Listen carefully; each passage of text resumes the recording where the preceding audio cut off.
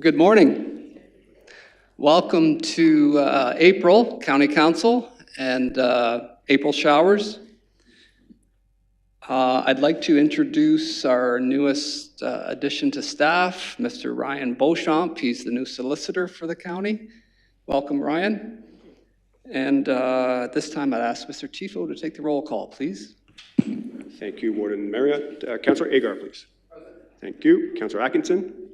Thank you. Councillor Bushi. Here. Thank you. Councillor Bradley. Present. Thank you. Councillor Broad. Yes. Present. Thank you.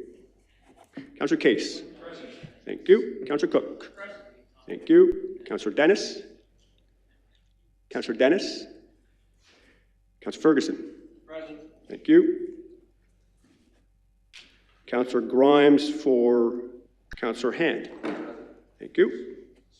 And just for your information, Councillor Grimes was sworn in this morning. Councillor Loosely. Present. Thank you. Councillor McRoberts. Present. Thank you. Councillor Miller. Present. Thank you. Councillor Sageman. Present. Thank you. Councillor Veen. Present. Thank you. Councillor White. Present. Or Deputy Warden White. Warden Marriott. We have a quorum. Thank you very much. We acknowledge that this land on which we are gathered today is part of the ancestral land of the Chippewa, Ottawa, and Potawatomi peoples referred to collectively as the Anishinaabe. It is through the connection of the Anishinaabe with the spirit of the land, water, and air that we recognize their unique cultures, traditions, and values. Together as treaty people, we have shared responsibility to act with respect for the environment that sustains all life, protecting the future for those generations to come. Item number 3, disclosure of pecuniary interests. You can do it now or where it may arise during the meeting.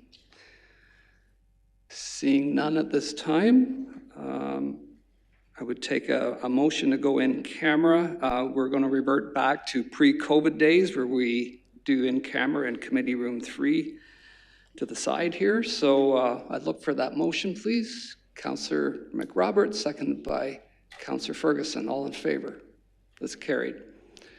Those online don't need to do anything different. You'll be automatically back on when we start the in-camera meeting.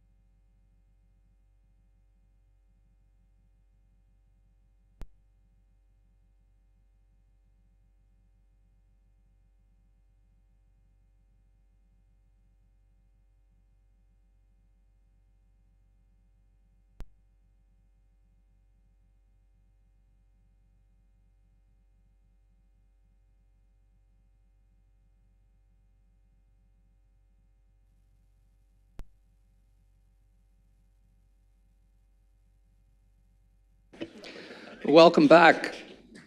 I'd like to welcome the members of public joining us here as well as online by YouTube this morning. Begin with joining me with a moment of silent reflection, please.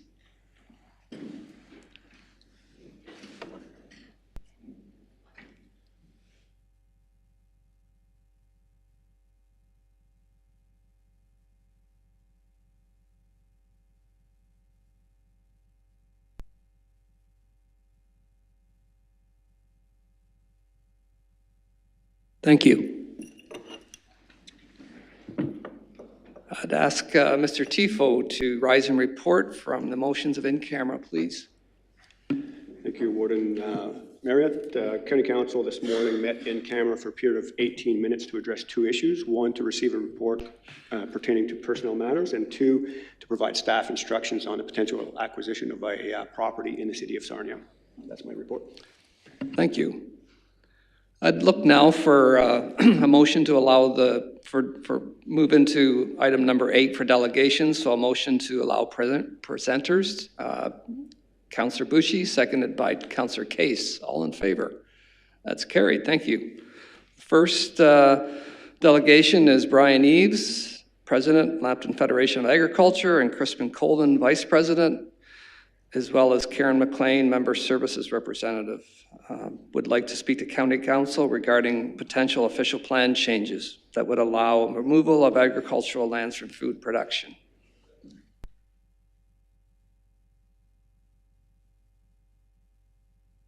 And each delegation will have 10 minutes maximum.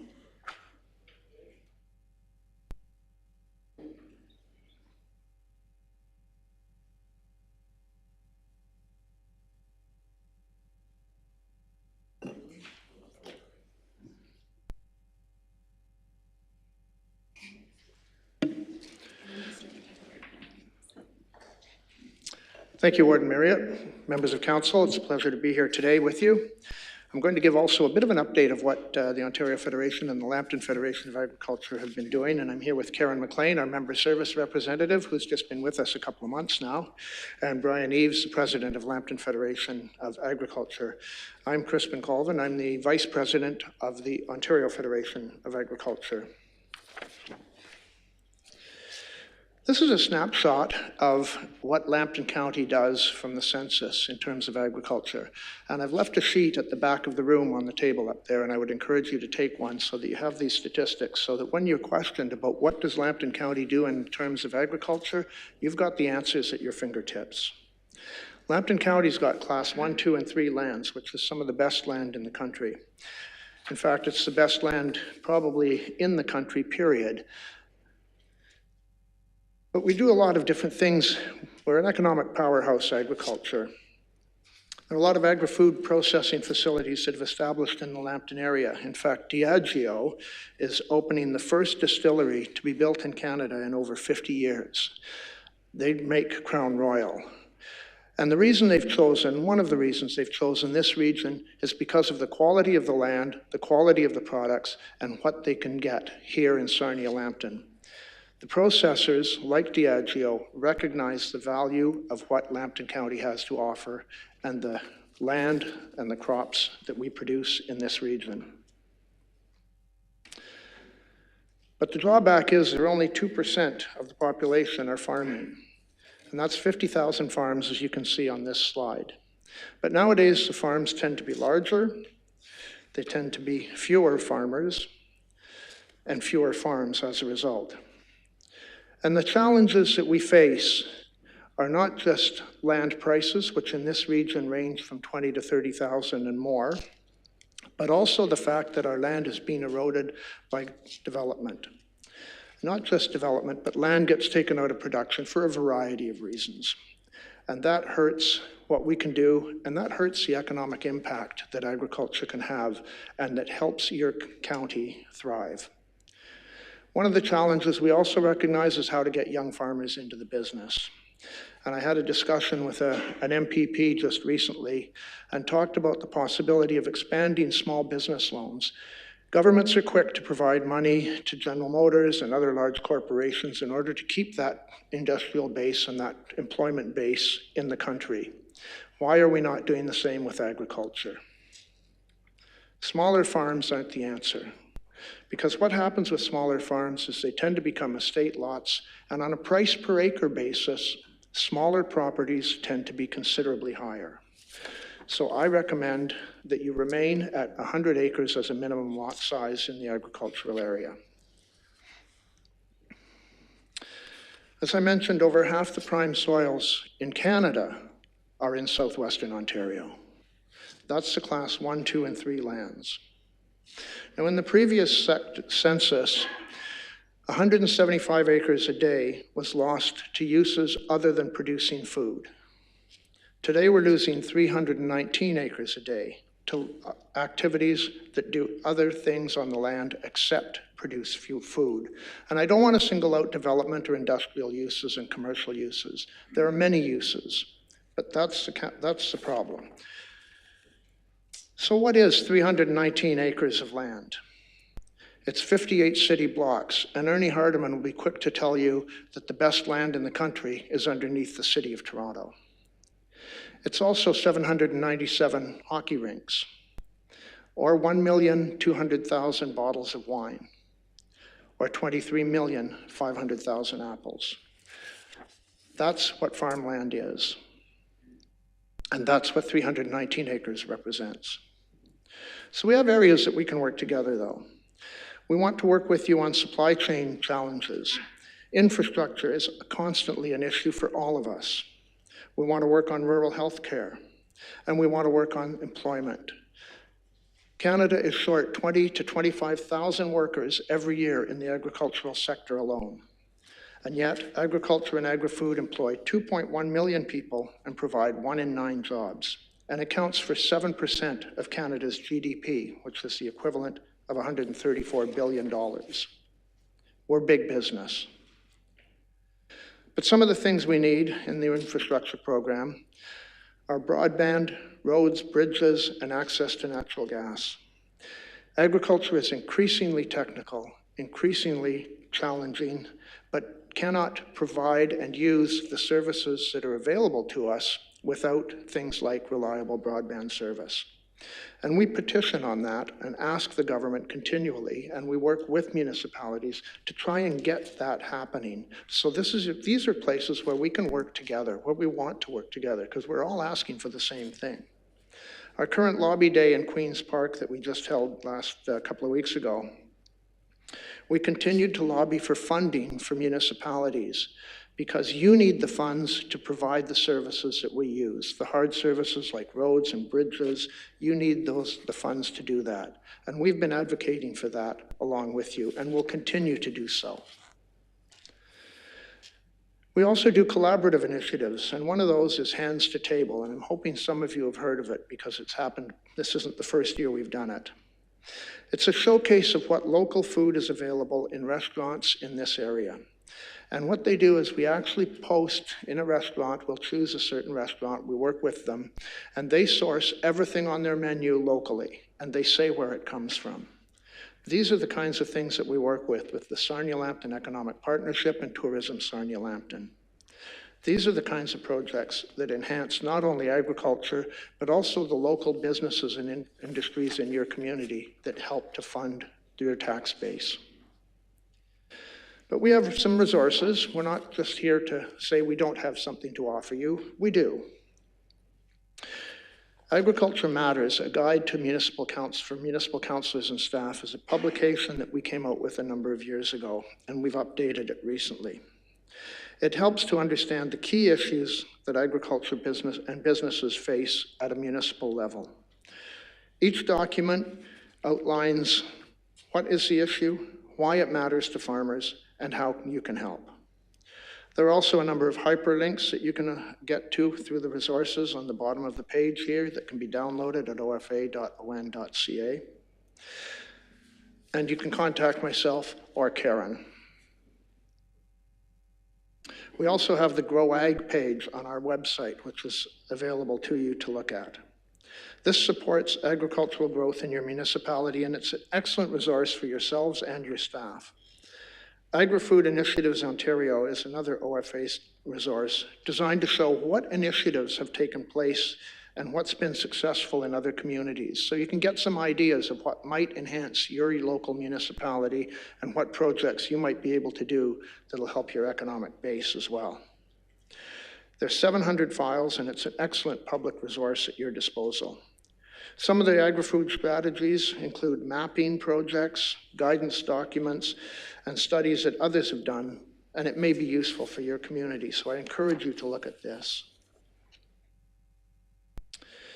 Agriculture produces in Ontario $47 billion in gross domestic product.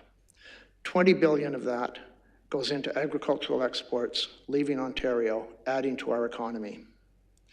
So in closing, what I'm really looking at and what we're really asking you to do is, when you're looking at projects for growth, when you're looking at expanding boundaries, intensify, go up, not out. Try and preserve as much land as you possibly can so that we can grow the food for the population that's coming to Ontario and growing. We need food, shelter, and clothing to survive, but without food, shelter, and clothing are really immaterial. Thank you, ladies and gentlemen, for your attention. And Warden, if there are any questions, I'd be pleased to answer them. Thank you, Mr. Colvin. Councillor Bradley first. Thank you, Mr. Colvin. It's a pleasure to hear you speak. On your list of impressive, I guess, goals, lobbying that you're doing, the one thing I noticed, and you do talk about development charges, one of the critical issues I think doesn't right across the span is property tax reform. The present tax system does not serve the public, doesn't serve the people that own properties, whether it be commercial, residential, or farmland. And I know it's a swamp to go into, but we've never had it fixed in a manner that it makes it simple and sustainable, and that there's a steady rate of income to municipalities so they can do their business. And every time we got market value coming back soon, and it's probably going to create an uproar across the province after so many years of not having an evaluation. So I understand your question on or your point on the development charges for agricultural buildings, but to me it's a much broader issue. And I think your voice could be very powerful in that area given your past successes. All of what you were saying, the echo, and my bad hearing, too many years on a tractor with no cab. But in terms of development charges, what I would say is we are very concerned about that because that impacts what municipalities can do. And what we see coming down the road, quite honestly, is that there's going to be a potential substantial increase in farm tax costs because you're going to be looking for revenues. And the only way municipalities achieve revenue is either through taxation or fees of one kind or another. You don't have any other ability to raise funds. So that's a challenge to both us and you. And as a result, we have pushed for things like an increase in the Ontario Municipal Partnership Fund that used to exist. I don't know if it still exists or not, but it has been continually eroded. Those are the kinds of things that we can align with you in order to try and achieve some headway with the government, if you will. Just to close on that. Until the day that municipalities can share in progressive taxation, like the province and the feds, and don't have to go cap in hand getting grants to do things. Until the day, and there was a plan a number of years ago I was part of with the Mayor of Toronto to split the GST with the municipalities. It would have given us $4 billion a year, and we would have left them alone. Until we get to the fundamentals of changing the property tax system, and I think it's going to happen next year, there's going to be an uproar about market value. So I think your voice, and you know the tax issues as it relates to farms. You know that we've got 30 categories now, 25 categories that we can shift back and forth and no one understands them, except perhaps the finance treasurer here. So I just think that's a bigger issue. It impacts on everything else we do. And until we fix that, we're working on the same system we had in 1867. Like the system does not work anymore. So anyhow, thank you and always appreciate your presentations. Councillor Dennis, please. This question goes to you, Warden Marriott. I read recently in a local article, you were quoted as saying that Lambton County, and in particular your municipality, you lead the county or the province in Enniskillen in wheat production, and the county. Lambton, because of our terrific farmers and our terrific land here. We lead the province in certain categories of farming. Could you elaborate on that? I'm certain I read that recently. Yeah, winter wheat, we are, I think, the largest producer county-wise of the province. Soybeans were close. I think Chatham-Kent is right there with us, but yeah, so both those crops, corn were not close, but. So despite all this land that's being taken up in various, in Plimpton, Wyoming and St. Clair Township, we're still holding our own and then taking off from there, right? Correct. Yeah, wow. Okay, thank you. Councillor Ferguson. Thank you, Ward. I just want to expand a bit on the OMPF. You did mention it, Mr. Colvin and Mr. Bradley. So an example is Brooke Alvison's been going down 2 or 3% a year on the OMPF, which is a transfer payment. We're down now over $1 million per year in Brooke Alviston. And some of the other municipalities are up. Sarnia's up, I think, 1.2 over the last 4 years on the OMPF, if I know my numbers, so you're very close to that. We have not lost any services, roads, or bridges. So the equality of taxation and transfer payments is really felt in the small rural municipalities. Thank you. Thank you. Any other questions, comments for Mr. Cole? Yeah. Yes, go ahead, Matt. Thank you, Warden. This, Mr. Councillor Dennis, if I may, yes, we produce more on less land. You're absolutely right. But the challenge has become we can only produce so much. Eventually, you hit a plateau. The other challenge that we run into, and you just have to look at the dispute between Mexico and the United States on GMO corn. Mexico doesn't want it. Europe has some issues with genetically modified organisms. So when we produce more, sometimes it's because we have the science that's put GMO products there. But if countries don't want them, then we have a problem with it. So taking land out of production just because we can produce more because of science isn't always the answer. Councillor Loosley, you have your hand up. No, it's okay, Mr. Warden, thank you. Sorry. Sorry about that. Anybody else? Again, thank you for your presentation. Thank you very much for your time. I appreciate being here. Thank you, Warden, Council.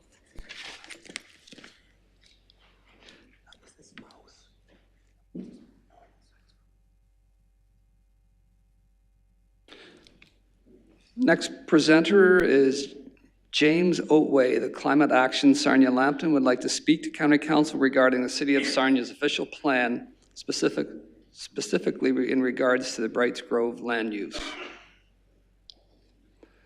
Mr. Oatway.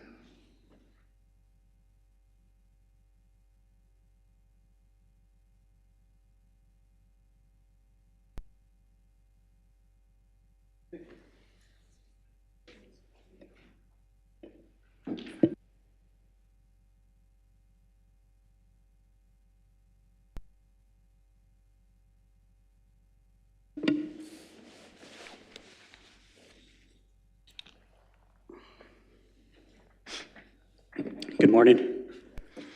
Thank you, Mr. Warden and council members, community members. I'm going to start just by introducing myself and in the organization that I'm here to delegate on behalf of. I'm James Oatway, and I'm a member of Climate Action Sarnia Lambton. Climate Action, or CASL, is a community advocacy group that advocates for sustainable practices to address risks to our water, air, and land. We also advocate for climate change awareness. Currently, we're doing that by encouraging and hosting community education events in the downtown library in Sarnia. We have a speaker series.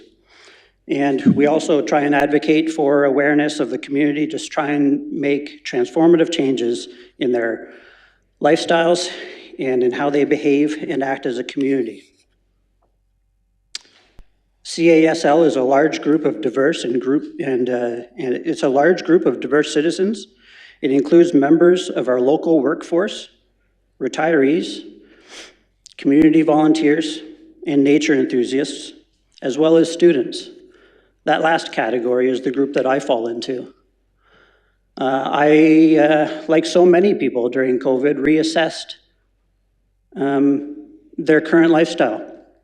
And I made a transformative change. I went from an IT background of 20 years, and I actually, as a result of farming and agriculture and horticulture, made a transformative change, and I went back to school. I currently attend at Fanshawe College in their horticulture program. It's actually because of the next generation and trying to uplift wholesome values and active lifestyles that I made this transformative change. Climate Action Sarnia Lambton expressed in early 2022 that we supported the original draft plan. It was created with the assistance of the Planning Partnership. It included public involvement through the Sarnia Growth Management Steering Committee, which included home developers. The recommendations of this process clearly acknowledged that there was land already within the settlement boundaries that were ready to be developed. We support that original draft plan because it did not further encourage settlement along the shorelines of Lake Huron. That type of growth, that type of sprawling urban pattern leads to various types of social inequality. It increases habitat destruction, fragmentation of natural wildlife and plant populations. The draft did not mention or even encourage urban sprawl of upwards of 500 acres immediately adjacent to wildlife prairie preserves. It didn't encourage development onto lands that are within 2 watersheds. We still support that original plan. Community engagement. Plenty of thanks has to go to our city council for actively encouraging the population to be involved in the process. So thank you, Mr. Mayor and councilors. Community engagement was encouraged throughout the development of this new plan, up to, as far as I'm aware, the point where the amendment for Brights Grove expansion was added. So from our perspective, what are the immediate benefits of not expanding beyond our current settlement boundaries? If we build within the area that we already have, something that all levels of government encourage and recognize is necessary, we don't require costly infrastructure to pass on to taxpayers. Regarding affordability, we live in a time of increased interest rates, housing availability, but also housing affordability problems. Adding additional homes in an expensive development project does not follow affordable development strategies. The area that's bound between Brigden, Lakeshore, Waterworks Road is part of the Cow Creek and Perch Creek watersheds. The infrastructure investment that's going to be needed to account for the natural hazards in the area and the size of the project, those factors unnecessarily increase the cost of this project. Understandably, as a result of the eventual potentially population doubling in the area, increased usage of water requires a buildup of intake and effluent capacity. Any form of increased housing on this acreage would create the need for additional sewage capacity. And expanding this kind of infrastructure, again, in the area of natural hazards, could be very problematic in this area. Construction has no lack of impact. So the impact to surface water behavior is going to require studies to determine how the resulting soil compaction, removal of the natural foliage, and the subsequent increase of, let's say, impermeable or impervious surfaces is going to affect the groundwater in the area. That surface water may potentially require having to incorporate flood mitigation measures into design parameters. In addition to these water infrastructure, in addition to the water infrastructure, we're looking at additional roadworks, which frankly, I think that area deserves and is in need of. But these roadworks are gonna have to account for these water creeks and natural barriers that are going to have to be designed. These roads are going to have to account for many crossover points, and the solution to natural barriers is to often create centralized crossing points. So if you have a centralized crossing points, if you've ever driven in London, you know that it takes time to get from one area to another because everything bottlenecks and traffic has to flow where it can. That's going to create traffic bottlenecks, but potential design constraints. Additionally, you're going to need arterial roads.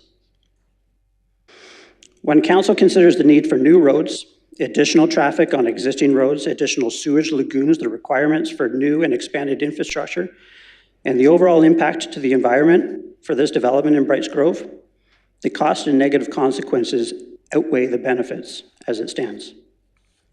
As pointed out by Sarnia Councillor Mr. White, when asked about his position about the settlement boundary as it currently is proposed, he indicated that there would likely have to be pretty tight constraints and pretty tight densification in order for this project to pay for itself.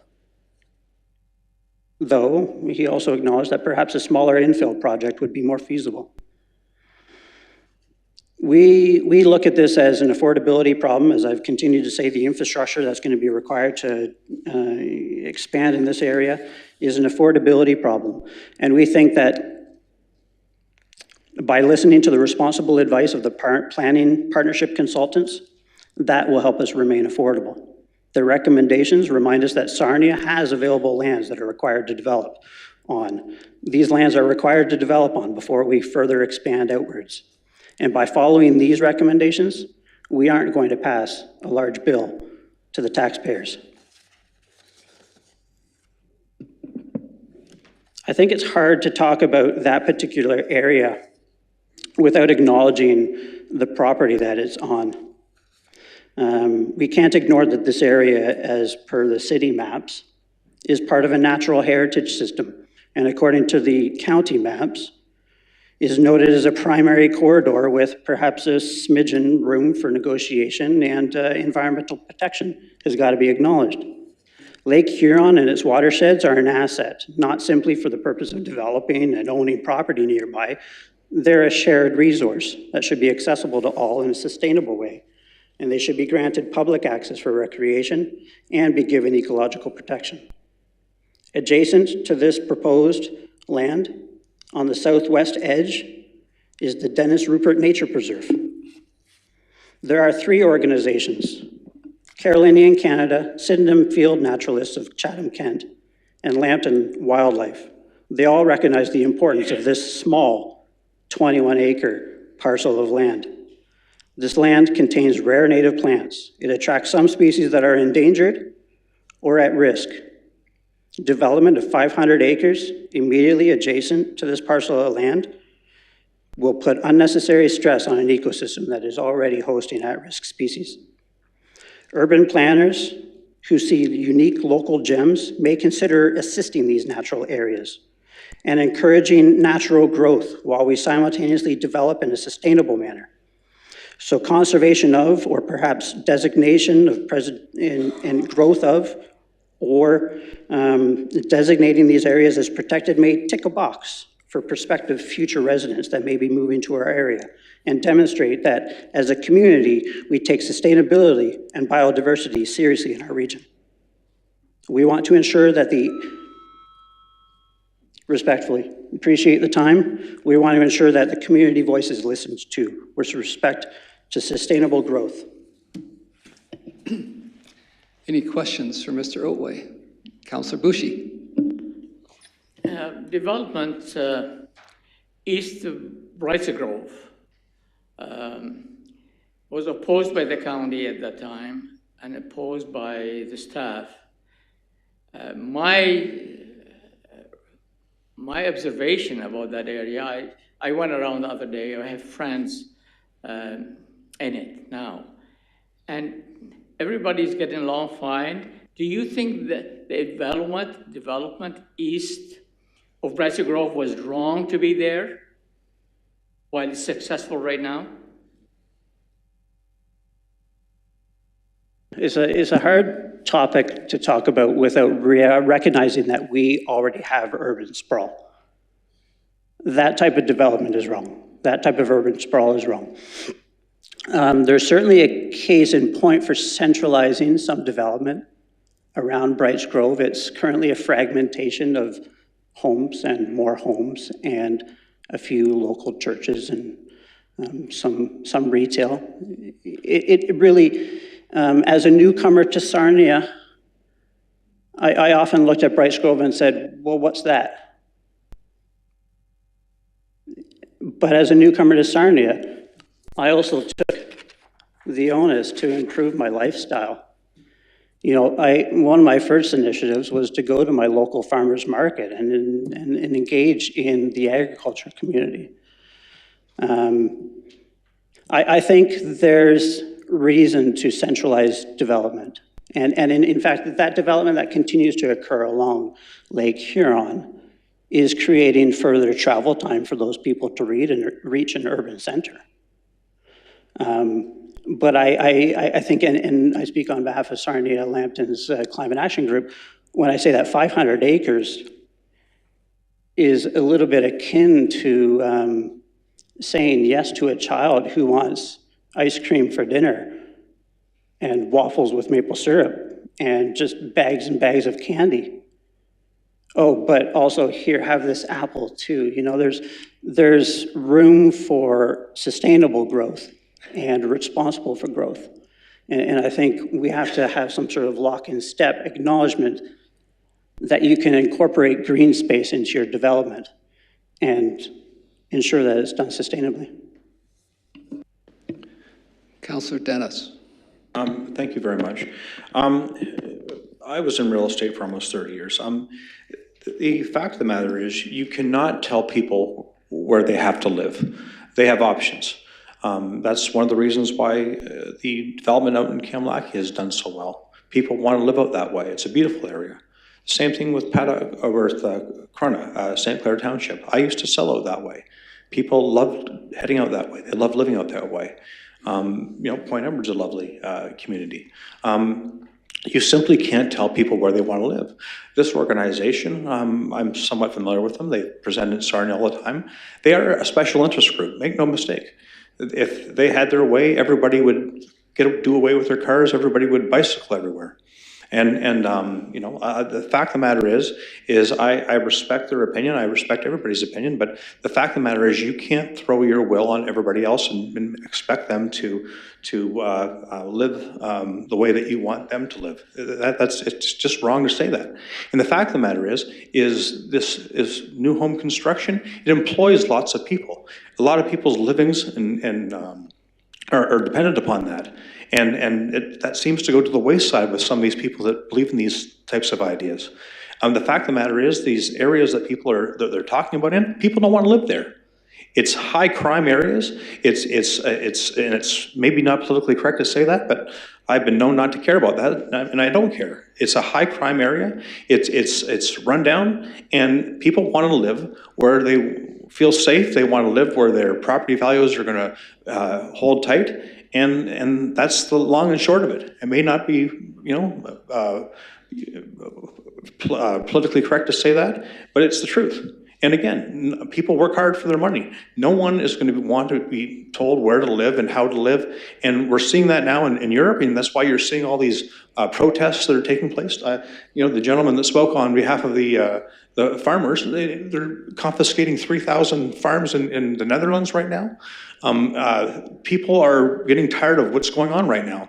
And never in my 54 years have I seen things like this before.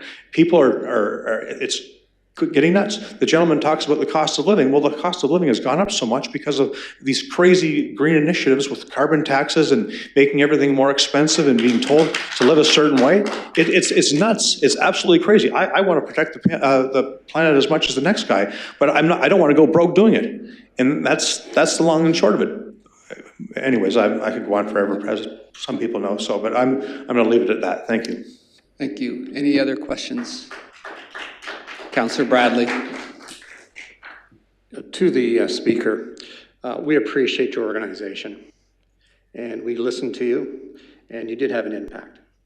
And there's an honest difference of opinion.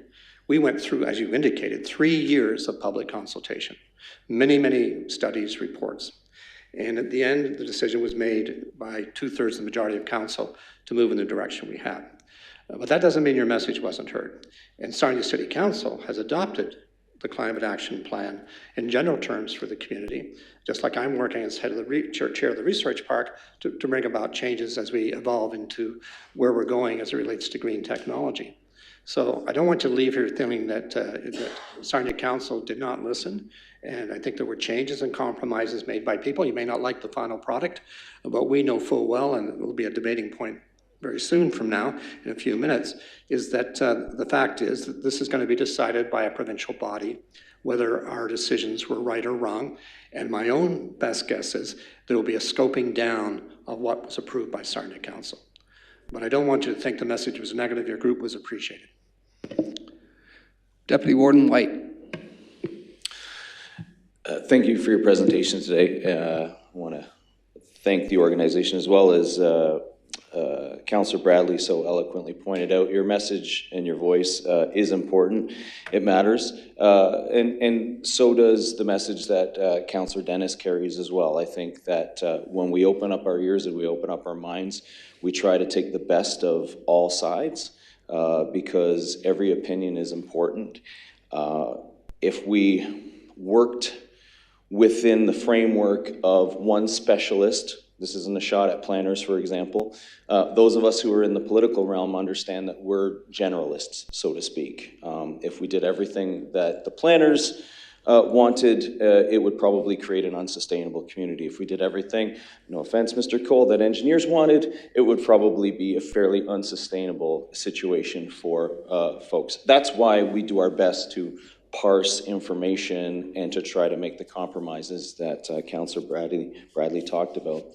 I think to the point that you raised by quoting me, I hold firm to that. I do believe that there is an element of this opportunity here where we could create a sustainable footprint within Brights Grove, where, to your point, centralizing opportunities to maybe reduce the drive time for those people who've chosen to live in the Kamalaki area by perhaps providing more services, more commercial opportunities in Brights Grove could help reduce the footprint so that those folks aren't necessarily driving all the way downtown for certain services. So I think those opportunities exist. And I also think with one of the developments that is proposed for this potential expansion, the proponents have been very clear about their initiative to create a sustainable development, to expand on some of the natural heritage, and to create the densification that could serve as a wonderful example of how to do development and growth within our community. I don't think that your message is lost. In fact, I think it's solidifying some of the opportunities that we may see come out of this. So should this move forward, I hope you feel empowered to continue to speak so that those of us who are tasked with making decisions as if the developments occur, can hold the developers' feet to the fire to create the most successful and sustainable options with the right densification, with the right opportunities to create a future development that really does serve all of us. Thank you. Okay, I don't want to cut it too short, but we have 3 other delegations. One last call for comments, questions. Okay, we'll move. Thank you, Mr. Oatway, for your presentation. Thank you all. Appreciate your time and your comments and your feedback. Our third presenter is Shirley Roebuck, co-chair, Sarnia Lambton Health Coalition, would like to speak to council regarding health care in Sarnia Lambton.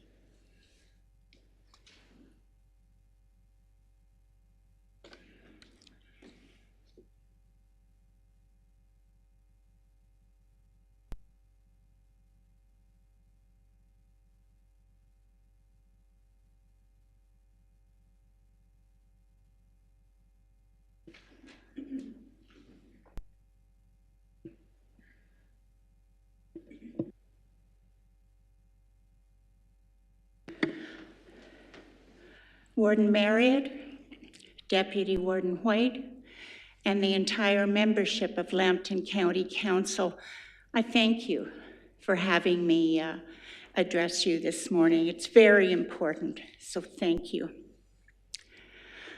I am the co-chair of the Chatham-Kent Health Coalition.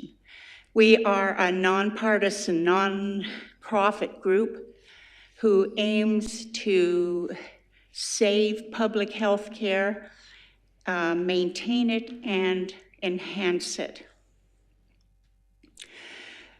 We work under the Canada Health Act.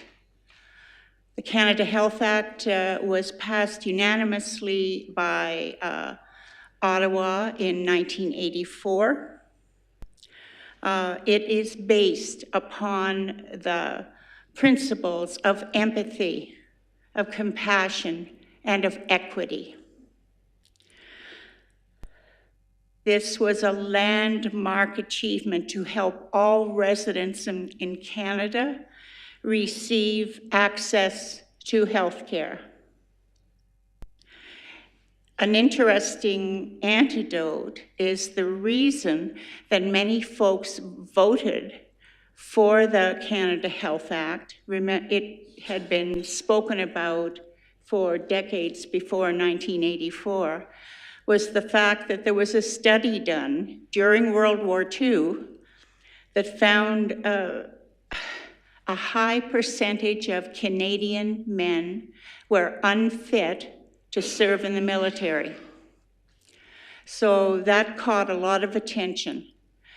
What else caught everyone's attention were the personal stories of physical pain, death, and poor health, as anecdotally told by many, many people. I'm sure there are some mature folks here that have heard stories about their grandparents or whatever screaming or dying at home rather than try to pay for health care. Now, universal health care is one of the most beloved public programs in Canada, and our tax dollars fund this program. Austerity budgets over the last approximately 30 years have caused program cuts, layoffs, amalgamations of hospitals and services.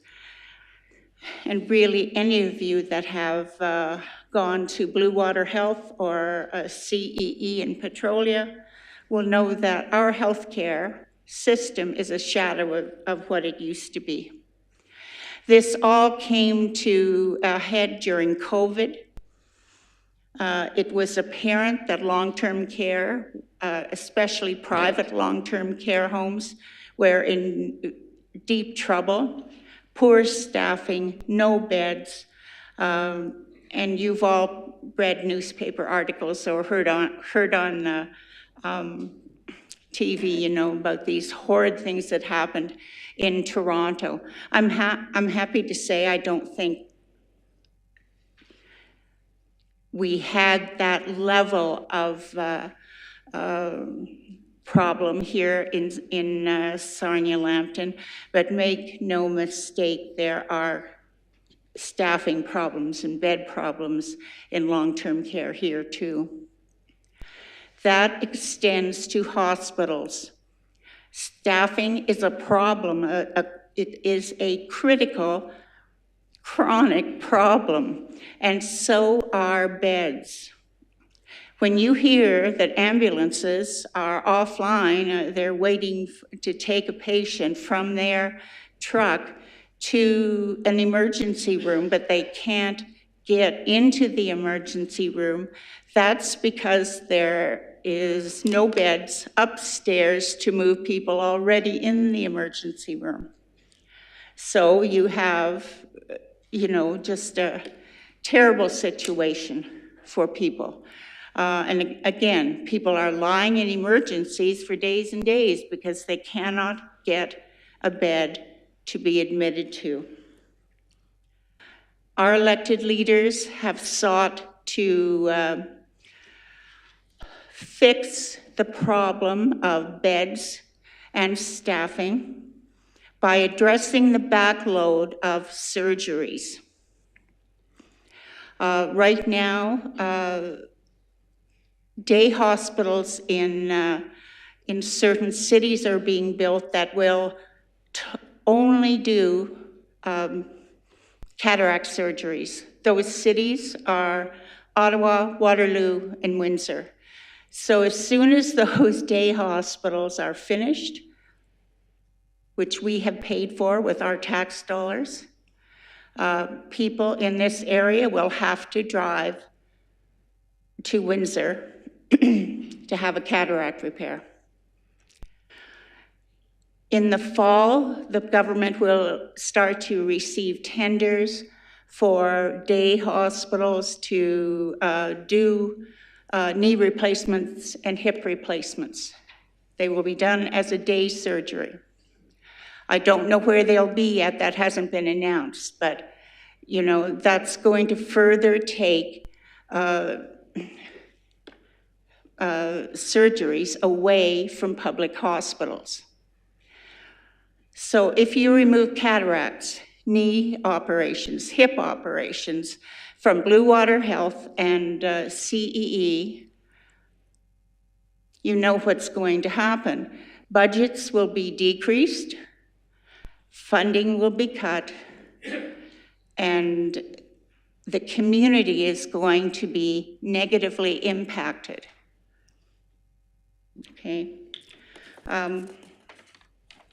I want to tell, but I don't really want to, you know, leave you with like a horror film discussion of what's happening in healthcare. I want you to know what we're doing about it. The Ontario Health Coalition, which is our parent organization, if you will, is is having, old lady, is having a referendum. Obviously, we need to educate everyone, and that's one reason I'm here today. But we're going to ask the people of Ontario to vote to see if they want public hospitals or private hospitals. This is going to take place at the end of May. I drove here from Petrolia and then up that road, to Wyoming, and all I could think of was, ooh, that's a good spot for a voting station. So God knows when I'll get home tonight, I'm gonna go and bother some of Wyoming's finest. We're hoping that we can collect 1 million votes. This is not a political campaign, though. Yes, we are hoping to change the government's mind and to fund public health care again, so public health care can deal with the backlogs themselves. But this is an ethical issue and a moral issue. We want the Canada Health Act to be honored again. To that end, I need your support. I really need your support. Thank you. Thank you, Mrs. Roebuck. Any questions? Councillor Bradley. Just to clarify, what is the support you're looking for?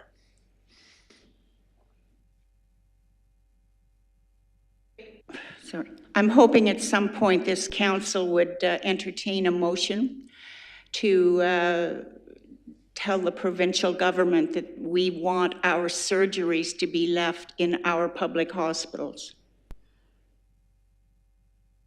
But that's not up to me, and I can't speak on that very articulately. Follow up, Councillor Bradley? I'd be prepared to, I'm not prepared right now because I don't have anything in front of me that I could use to endorse what you're doing. I do applaud, I've worked with your coalition many times. I think what we could do is publicly endorse your referendum that you're doing to get the public support.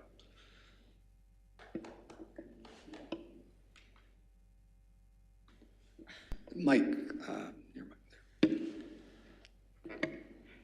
Thank you, that would be wonderful. That would be wonderful. I see there's a fellow with a camera here. I'm hoping he's press. Deputy Warden White.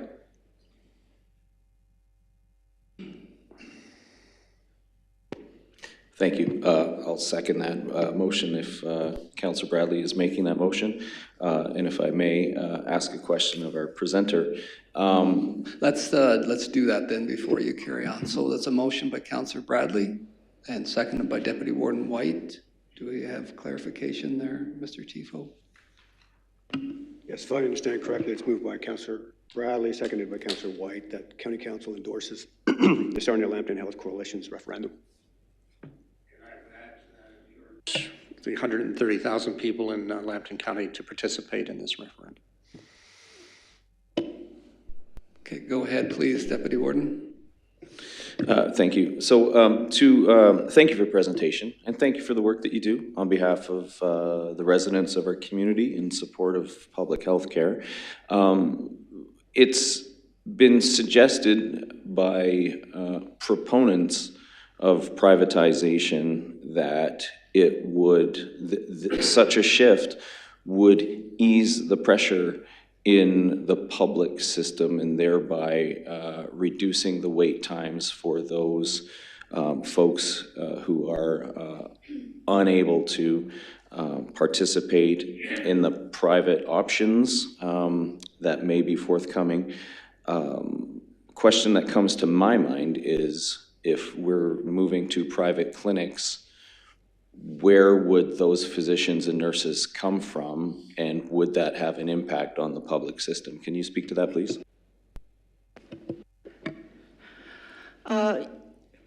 That is a popular opinion put forth by proponents of privatization, but in fact there's only one pool of physicians and other healthcare professionals, such as OR nurses, respiratory techs, et cetera, and that they are currently in the public hospitals.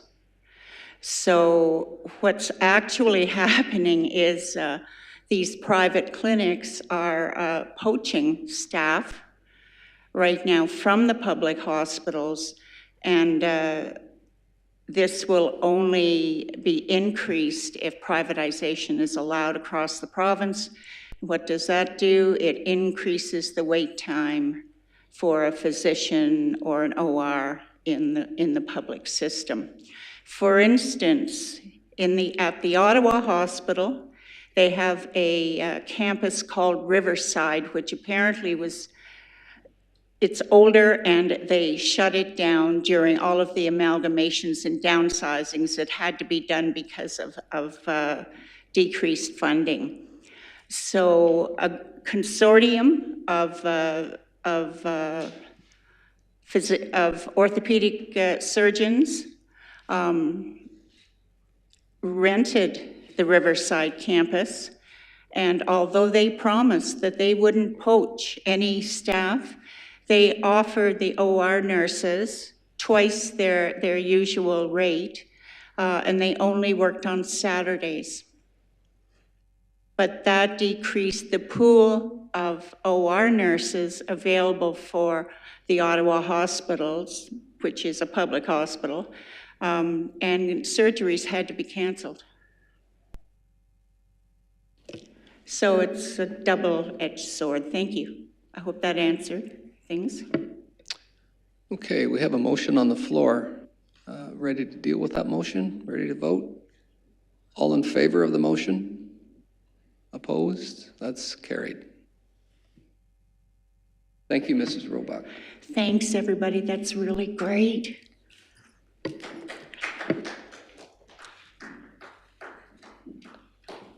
Our next presenter is Carly Douglas, Chair, Lambton Farm Safety Association, would like to present County Council some areas of improvement in Lambton County that would enhance safety for all residents and visitors.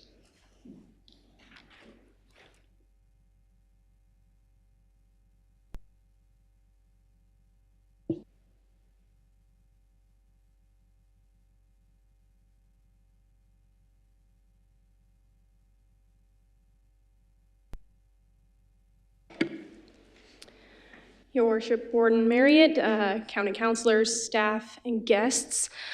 Good morning, and thank you for allowing us to speak with you today. I'm Carly Cox, my maiden name is Douglas, of Brook Alvinston, and I am the new chairperson of the Lambton Farm Safety Association. So now that spring has arrived, the agricultural community will begin its busy season that lasts from now until fall harvest and continuing. As the spring season ramps up, agricultural equipment will share the roads with our other drivers. Agricultural machinery and implements will have these displayed on the backs of their equipment. Slow-moving vehicle signs indicate that machines with these signs attached will be moving at or below 40 kilometers an hour. This is an important safety fact to point out, along with how large our equipment is. And we also have more blind spots than the drivers that we are sharing the roads with. We ask for everybody on these roads to please keep this in mind and have patience with the agricultural community, as we will be on the roads at all hours of the days and the night. We would also like to point out that SMV signs, or slow-moving vehicle signs, are not to be used as gate markers or posted on stationary items. On the topic of gate markers, we would like to remind you of our presentation last year of the importance of 911 number signs on all properties, not just on residential properties.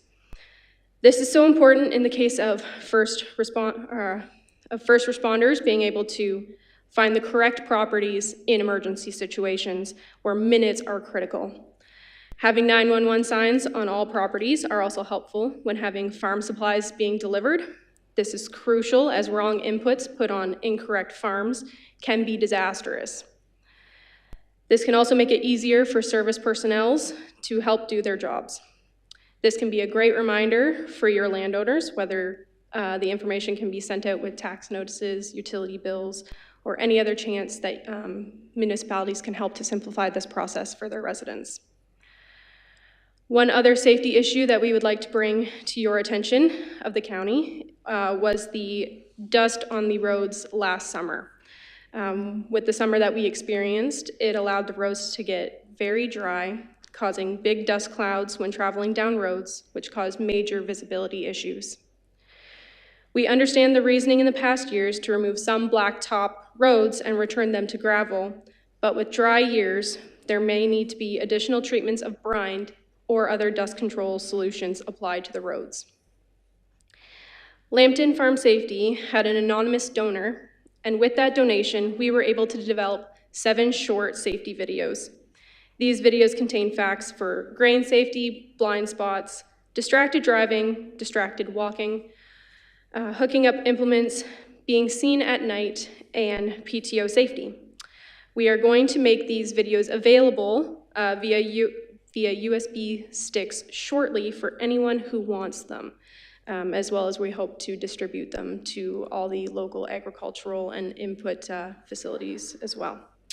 And this year we hope to create 2 to 3 more videos.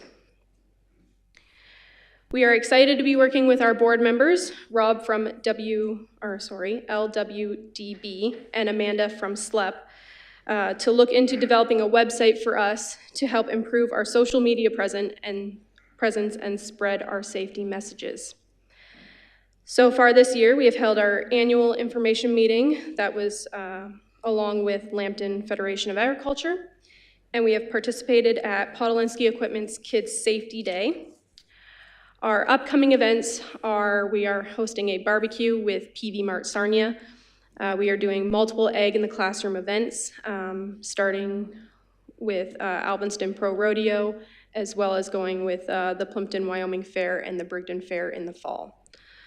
Our main event for the year is our Progressive Agriculture Safety Day. Last year, our event had about 120 participants with their families, and this year it will be held at the Greenwood Recreational Center in Petrolia on July 6th. We will have a variety of safety presentations discussing being around tractors, lawnmowers, ATVs, grain chemicals, and other topics to be determined. Once again, I want to thank you for allowing us to address you today and thank those municipalities who have supported us. If there's any event that you are holding throughout the year that you would like us to have a display or attend at, please contact us at our email, lambtonfarmsafety@gmail.com, as we are always open to new chances to be involved in the community and share safety messages. Thank you all again. Thank you, Ms. Cox. Any questions? Councillor Bradley. Same question as the last speaker. Is there something specific? You mentioned something related to the roads. Mr. Cole, have you noted that concern? Mr. Cole, please. Through you, Mr. Warden, thank you, Councillor Bradley. The county, I think for the roadways, with respect to extra brine treatments, the county has limited gravel roadways left. We are in charge of the arterial roadway systems, and generally we don't have to worry about that, but certainly we'll keep that under consideration where we do have those few kilometers of gravel roadways left. I believe Ms. Cox was referring to the lower tier as far as gravel roads mostly. Any other questions? Seeing none, thank you again for your presentation. Thank you again for all your time.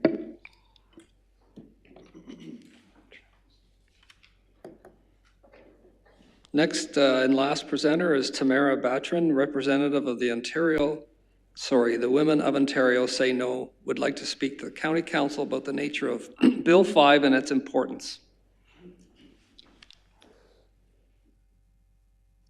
Oh, sorry, she's online.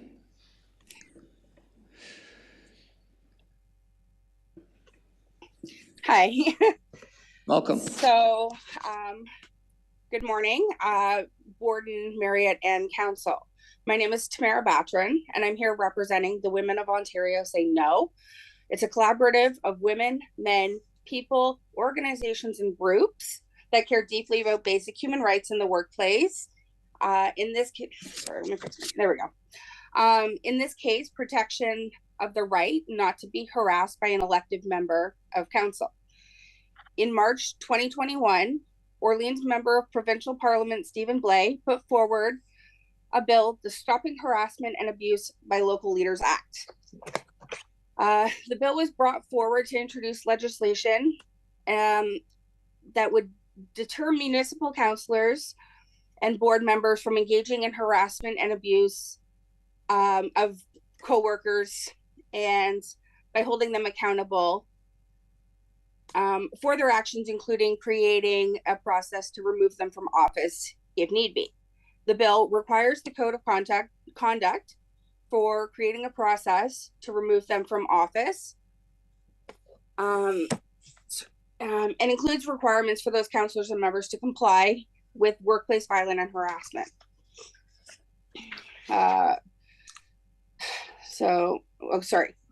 Policy.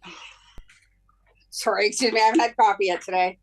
And harassment policies, and creates an integrity commissioner and judicial process to remove them from office for egregious acts of sexual, emotional, and psychological misconduct. This bill was introduced in October of last year as Bill 10.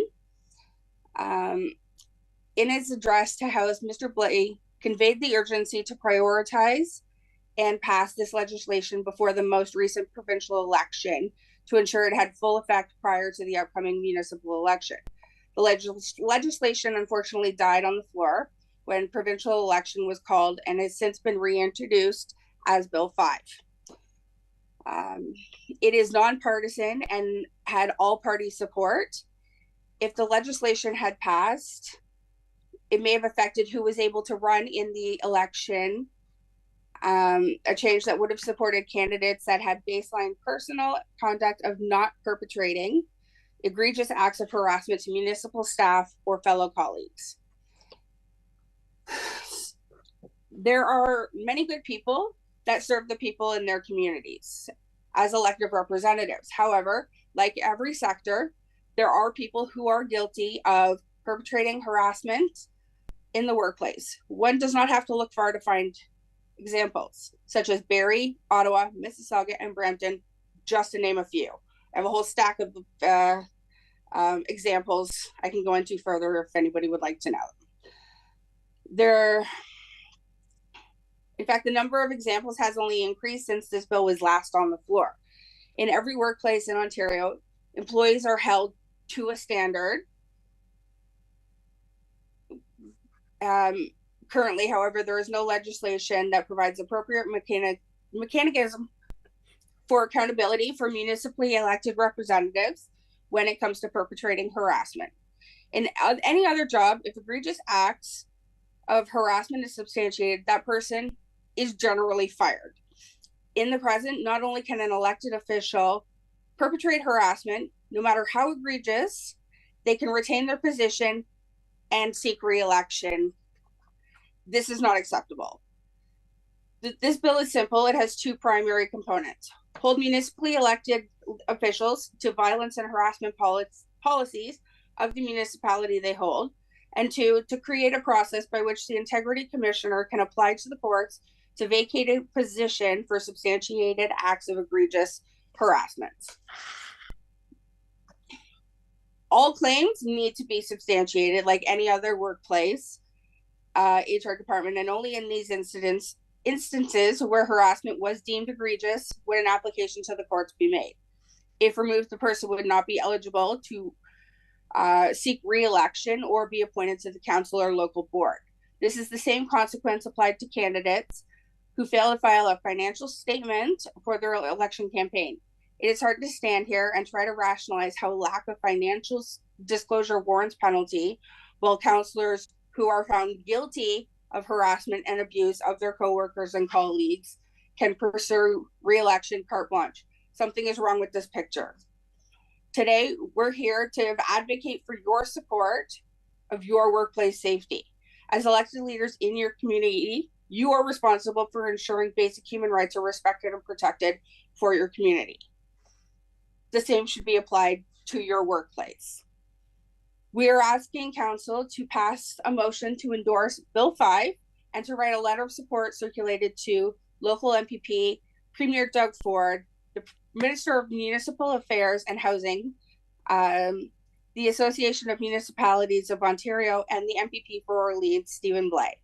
I am happy to report that should council choose to pass this motion, they will be joining the ranks of Barrie, Springwater, Wasaga Beach, Ottawa, Woodstock, Aurelia, Pettitane, and so many more. We now currently have over 40 city councils, municipalities that have backed this bill. Every voice matters. We look forward to you, the elected leaders of your communities, to do this. Lead. Please join these municipalities in standing up for the human rights of every person in this province. Thank you. Thank you. Any questions from council? Councillor Dennis. Thank you very much. Just out of curiosity, why wasn't it expanded to MPPs and MPs? Because as far as I know, I follow politics quite closely, and given the activity of our Prime Minister and some of the MPs and MPPs and even some of the others, those guys should have been turfed long ago, considering some of the behavior that they've exhibited. So I definitely agree. Unfortunately, there is a huge disconnect between what should happen and what is happening. There's not enough support, from my understanding, to back getting rid of the people that need to be gone for whatever reason. Yeah. And the incident in Brampton, I believe that lady's car was keyed, and oddly enough, from what I understand, the IC commissioner in that case was one former IC commissioner for Sarnia, and he really crapped the bed on that one. So, like I say, it's like I said, my concern, of course, is in politics today, there's a lot of people out to get you, and I'm afraid that this could be weaponized. You know, we're seeing a bit of a gong show in the United States right now that maybe a lot of people don't like the president, former president, but it looks like that is totally political persecution, and it's not going to go anywhere. And I just see that this could be used as a way to get back at people that you don't like. I totally understand that concern. As you said, within regards to Brampton, it was Mississauga with the car keying, not Brampton. But there was a fairly serious incident in Brampton where a councillor violated the code of conduct by committing a sexual assault, suspended, but he refused to resign and was therefore eligible for re-election. In Mississauga, excuse me, pardon me, was he charged? Yeah. Was he charged criminally? Let me just double check. There's a lot of examples here, so I'm just making sure I get the right one.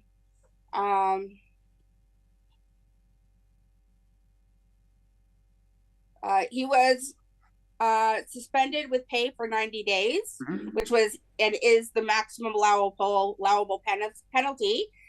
His resignation was requested, and unfortunately, he did refuse to resign.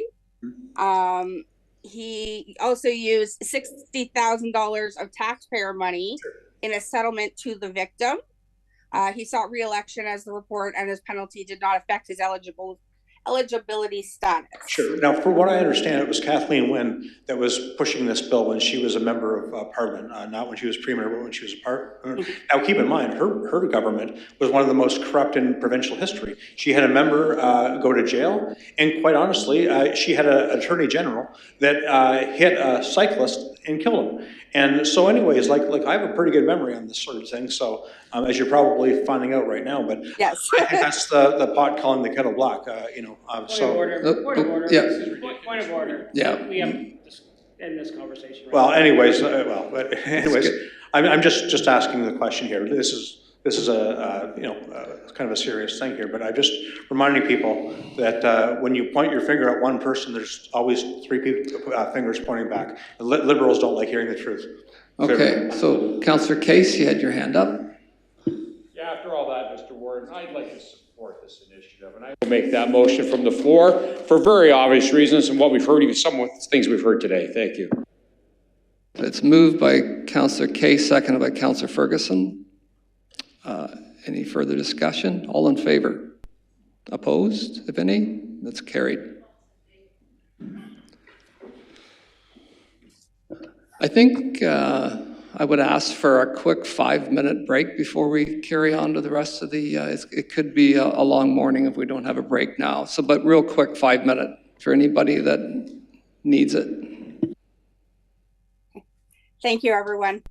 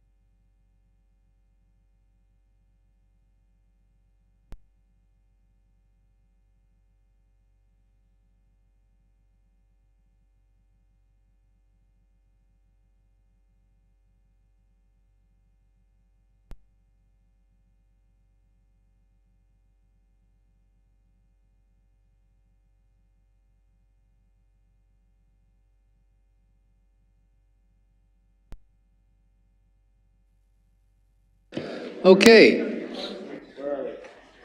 We would be on to item number 9, minutes of, we have 2 sets of minutes from previous meetings, February the 1st, as well as the County Council budget meeting of March the 1st. Do I have a motion to adopt those 2? Councillor Agar and Councillor Atkinson. All in favor? That's carried. Thank you. Item number 10, correspondence. To receive and file 2 items. Councillor Bean and Councillor McRoberts, all in favor? It's carried. And item number 10B, correspondence from member municipalities. The first one is from the corporation of the City of Sarnia. Now we could defer this to item number 12AA because that deals with this. What is your feeling? Councillor Bradley. Yes, Mr. Warden, I would look to your direction. I want to keep this clean and simple. Yeah. And I will look for even if it's a symbolic vote on the City of Sarnia official plan for the record. But whatever's simplest for you as chair for us to proceed. Okay, I would suggest that we defer this to 12A then. So the next correspondence from members of municipalities is a resolution from Mandy Pearson, clerk of the town of Petrolia. Councillor Loosely. Thank you, Warden Marriott. I would just like to make a motion that the County Council endorse the resolution from the town of Petrolia regarding the End Homeless Initiative. Okay, do we have a seconder for that? Councillor Grimes. All in favor of that? That's carried. Item number C is also from Mandy Pearson, town of Petrolia. Resolution was passed by the town of Petrolia February 27th. Councillor Loosely. Thank you, Warden Marriott. And again, I'd like to make a motion and move that the County of Lambton endorse the resolution of the town of Petrolia regarding the future accuracy of permanent register of electors. Okay, do we have a seconder? Councillor Bushi. All in favor? Opposed, if any? That's carried. That takes us to item number 11, Board of Health, Lambton Public Health. We have 10 items of correspondence to receive and file. Councillor Miller moves, seconded by Councillor Veen. All in favor? That's carried. And I just remind everyone that we now have it official. Dr. Dueck is now our permanent Doctor of Health, and welcome again, Dr. Dueck. We're pleased to have you.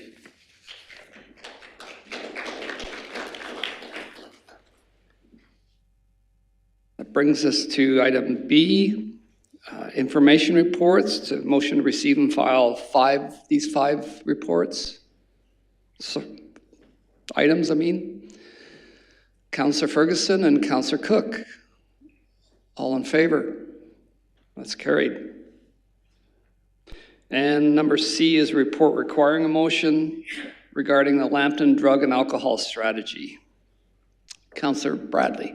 Yeah, pleased to move it if there's a seconder. Okay, Deputy Warden White seconds it. And for those that attended the homeless summit and have been involved on this council before, this is a really important strategy and very important to the whole community of Lambton County.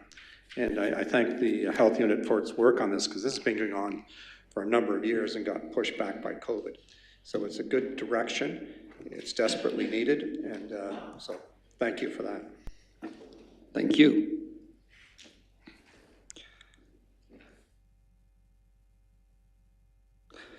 That moves us to, oh yeah, sorry, all in favor of that. That's carried. Moves us to item number 12, Infrastructure and Development Services. We have an information report regarding the Sarnia official plan reconsideration. Mr. Cole, please.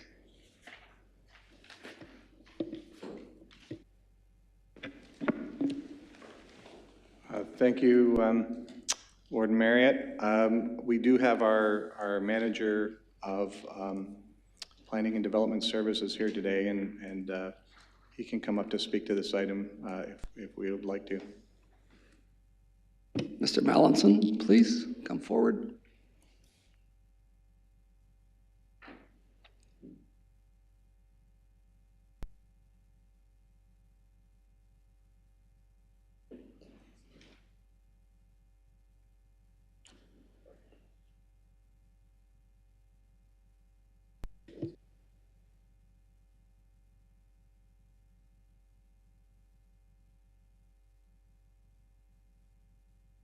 Good morning, Warden Marriott, members of council. I'm happy to take your questions. Any questions regarding this report? Councillor Case.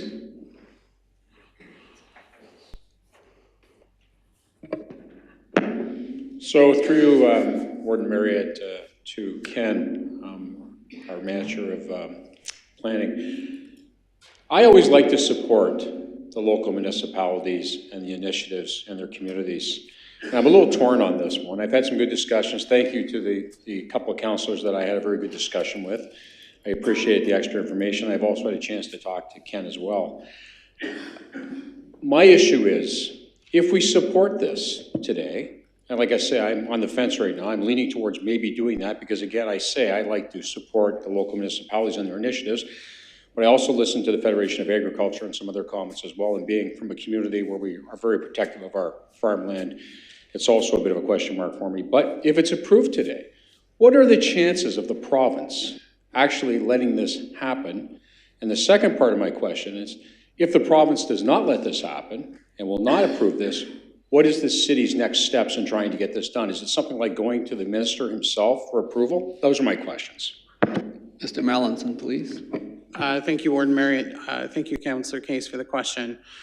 Actually, two of them. In order to answer them both, I'm going to take council back in time to the previous county official plan. And it's important to understand there's a distinct difference in how each of the two have operated.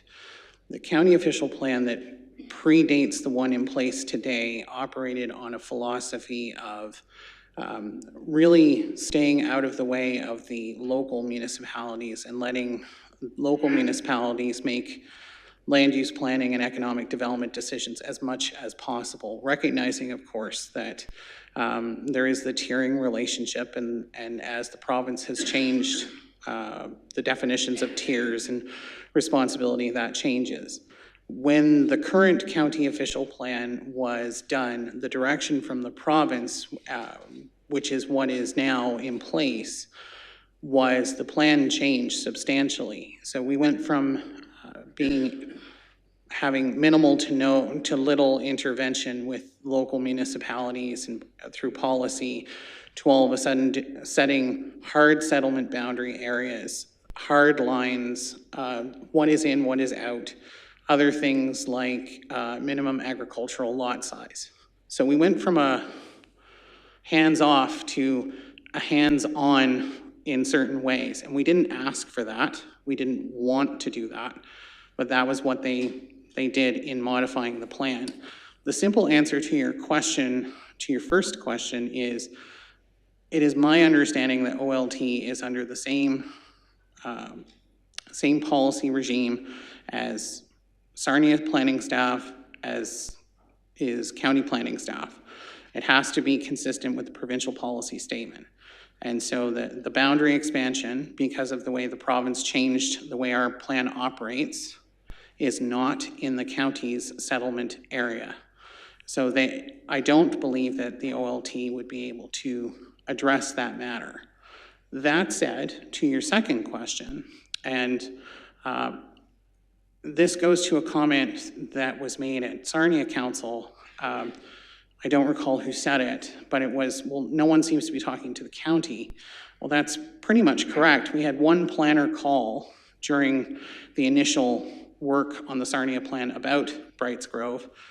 And after having a chat, the response that planner made was she didn't say anything I didn't expect to hear. Beyond that, none of the landowners have ever reached out to us to talk about, well, what would the process look like? What would an application look like? The simple answer is if we want to, if there's a way forward, we reopen the county official plan. And we've actually been planning to do that for some time, because as you may know, The provincial policy statement changed in 2020, so there's a need to update the county plan for conformance for that. But we've also been tracking a number of settlement area issues across the county. As you know, there are 3 in Warwick, but we have, and I'm going to go from memory, and I'm not feeling well today, so we'll see how well I do. St. Clair Township has 5 that we're aware of. Plimpton, Wyoming, there's at least 2, possibly 3. And there's one other. Lambton Shores, we have 1. So the best way forward would be to reopen the plan. I don't want to presuppose any outcomes because that would reopen the plan for everyone. But I will say one of the major reasons why we wanted to reopen the plan actually had nothing to do with residential land. It had to do with Councillor Grimes' colleague related to a question from your late councillor for protection of waterfront land. And through looking through that, it's actually spun into some thoughts about how we deal with residential land and things like that. But opening the plan would be the best way forward. And we've been planning for that for some time. We're just waiting for the province to release the new provincial policy statement. We're aware it's coming at some point. Councillor Bradley. Oh, sorry, Councillor Bushi. I want to ask the same question I asked before. In Wyoming development east of Bryce Grove, it was opposed by the staff, Lambton County. It was opposed by Lambton County. And yet I walk around there and they're doing fine. It was a good development. Not only a good development, but they get along fine with Bryce Grove people. And was that a wrong development? Please say yes or no. Mr. Mallinson, please. Through Warden Marion, it's not as simple as a yes or no answer. The simple fact of the matter is any approval authority is making a decision on whether a plan is consistent. And I'd refer you to attachment 1 of the report. This was a map that was provided by the City of Sarnia staff, and it shows the line of the settlement area in the county official plan and then the land that was added. So from a consistency perspective, which is required under the Planning Act, the lands that were added are not delineated in the boundary. Now that said, we're not taking any position on certain landowners who have made presentations. I know Deputy Warden White has spoken quite highly of them. I watched their presentation. That's not the issue that's before you. The issue is it consistent with the settlement areas delineated in the county plan? The answer is no. Councillor Bradley. Thank you. I pity anyone that's on this council that hasn't been directly involved in the issue because of the complexity of it and the difficulty of it. What I'm going to suggest is I do want a vote on, because I mean, for 20 years I've been trying to get the final approval of official plans if there were objections to this body, so it's a political decision, not a planning decision. That's what happens at the local level. But I think the bigger issue is how do we, hear all the time about cutting through red tape. We're just now in a bundle of things. How are we going to move this forward? There's talk about bringing suggestions to the Committee on the Boundary Areas. Is that definitely going to happen? So every place, whether it be St. Clair or Lambton Shores or Warwick, can do that and have that discussion. Mr. Mallinson. There we go. Through you, Warden Marriott. I'm sorry, Councillor Bradley, I'm not familiar with what committee you're referring to. My understanding was there was going to be a staff report brought forward to talk, and we could then start the whole issue of, hopefully in a very timely manner, to deal with the settlement areas, the boundary settlement areas that are currently in existence. Did I misread that someplace? That's something that we could initiate and hopefully do it again in a timely manner? Mr. Mallinson.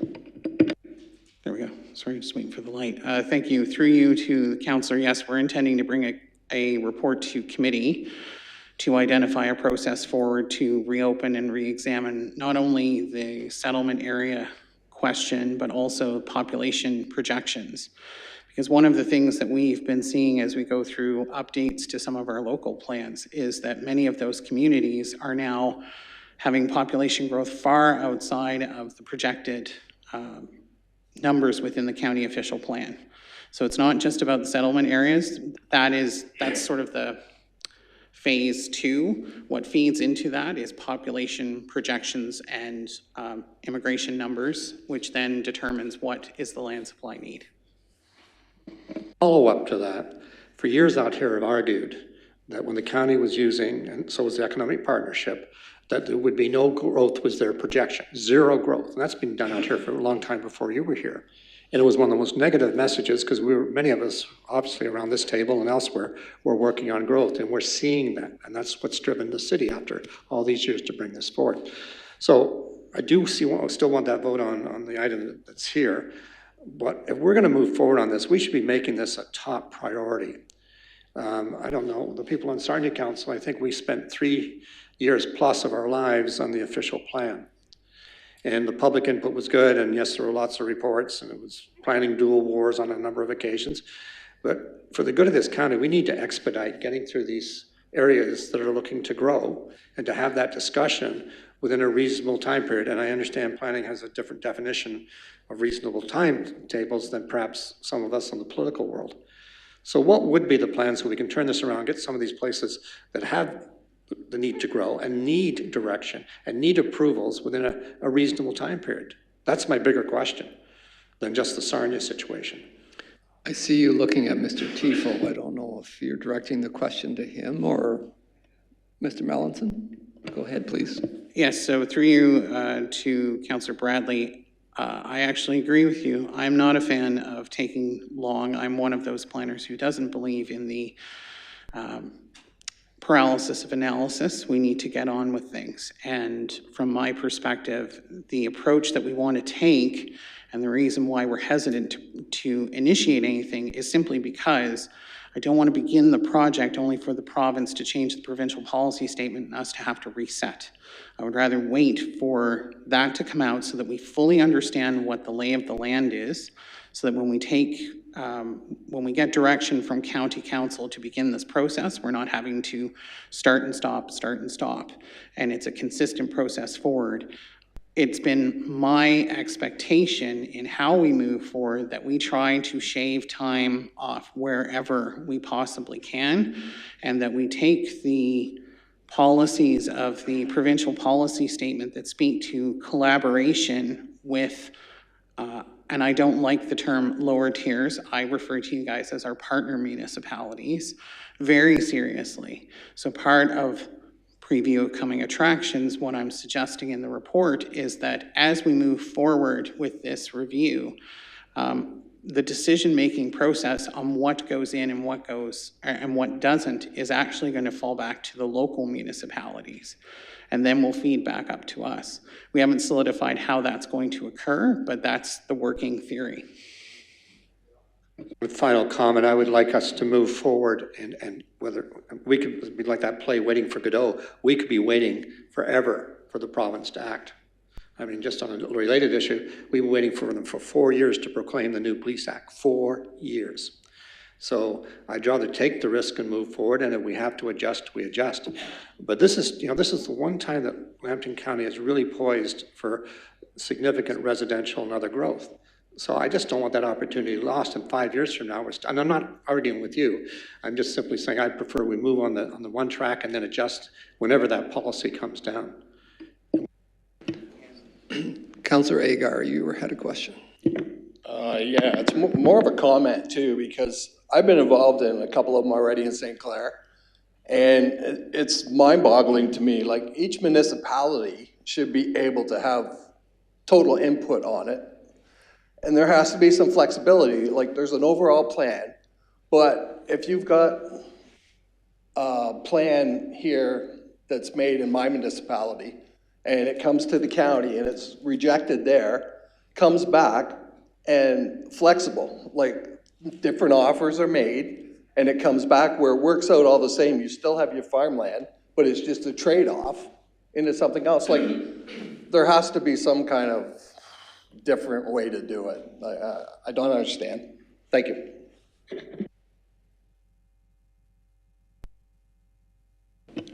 there any other, Deputy Warden White, please? Thank you, Mr. Melanson. Thank you, Warden Marriott. Through you to Mr. Melanson. So in your report, you specifically identify, and this is going to further the discussion that Councilor Bradley started with you.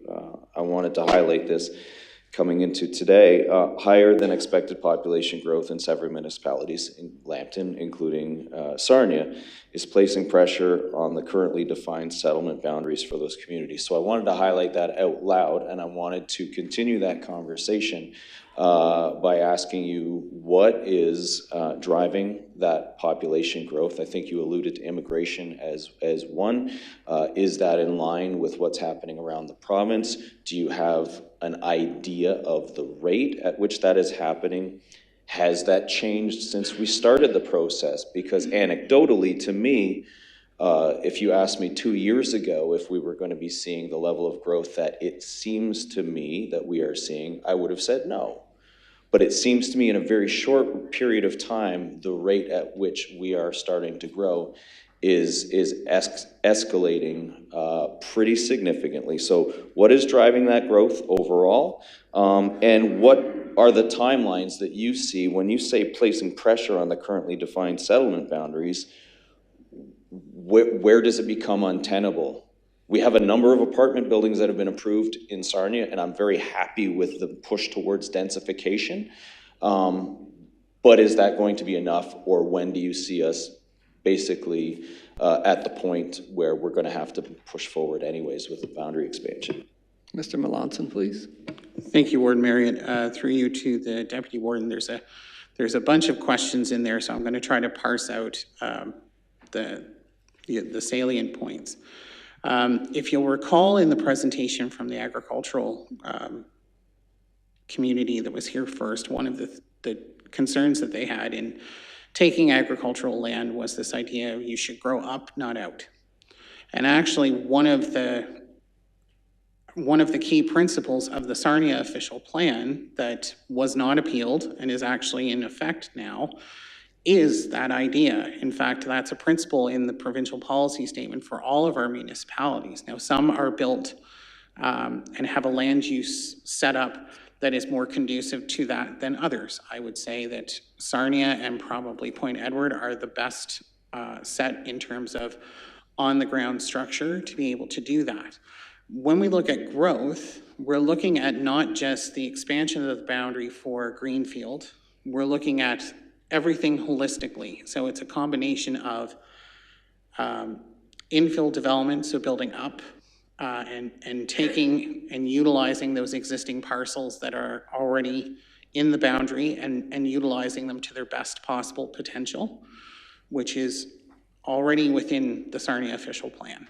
And it's in a number of our other municipal partner plans. But then it also becomes looking at all of the data related to what housing units are getting on the ground.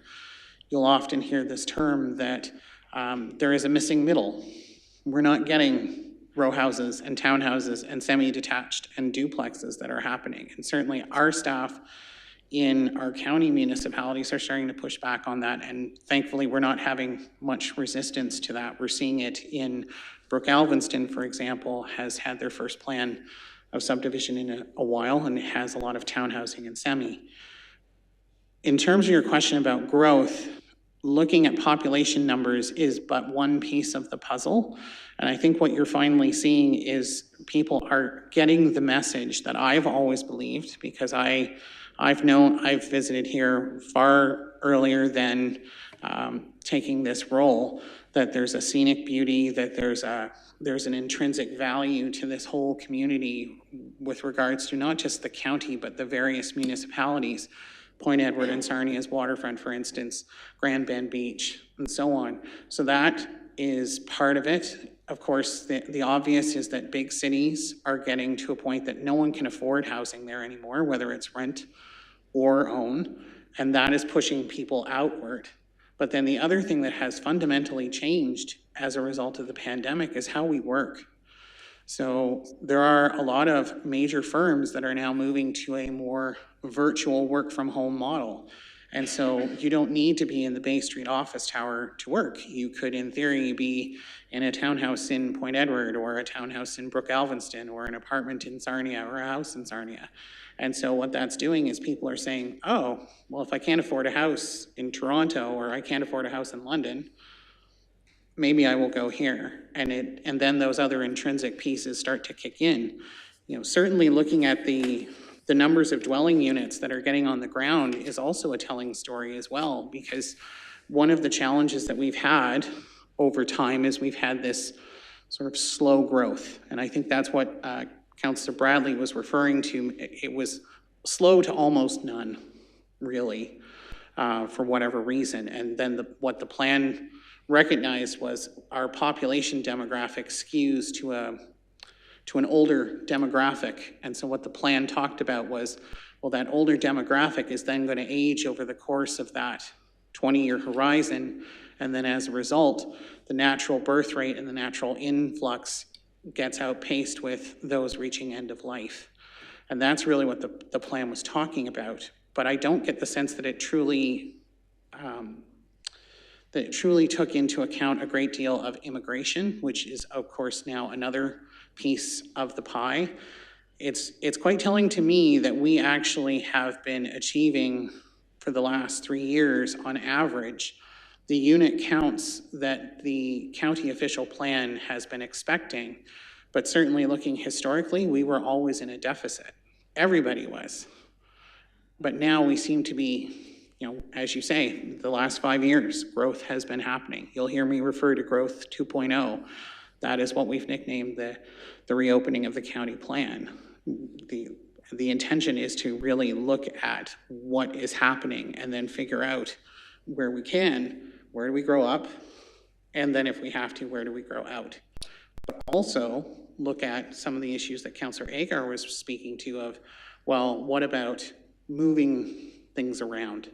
And that was actually what came out of the conversation in Point Edward and protecting the waterfront lands. Could you move some development rights off of that to protect it and then plunk it somewhere else? And the right time to do that is at the county plan level, because you can do it at a county level across for everyone.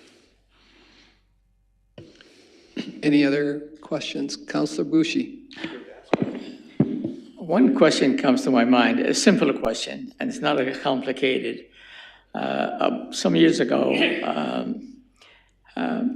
one developers in the audience today, right there, big developers, came to see me, and he said, I own land in that area.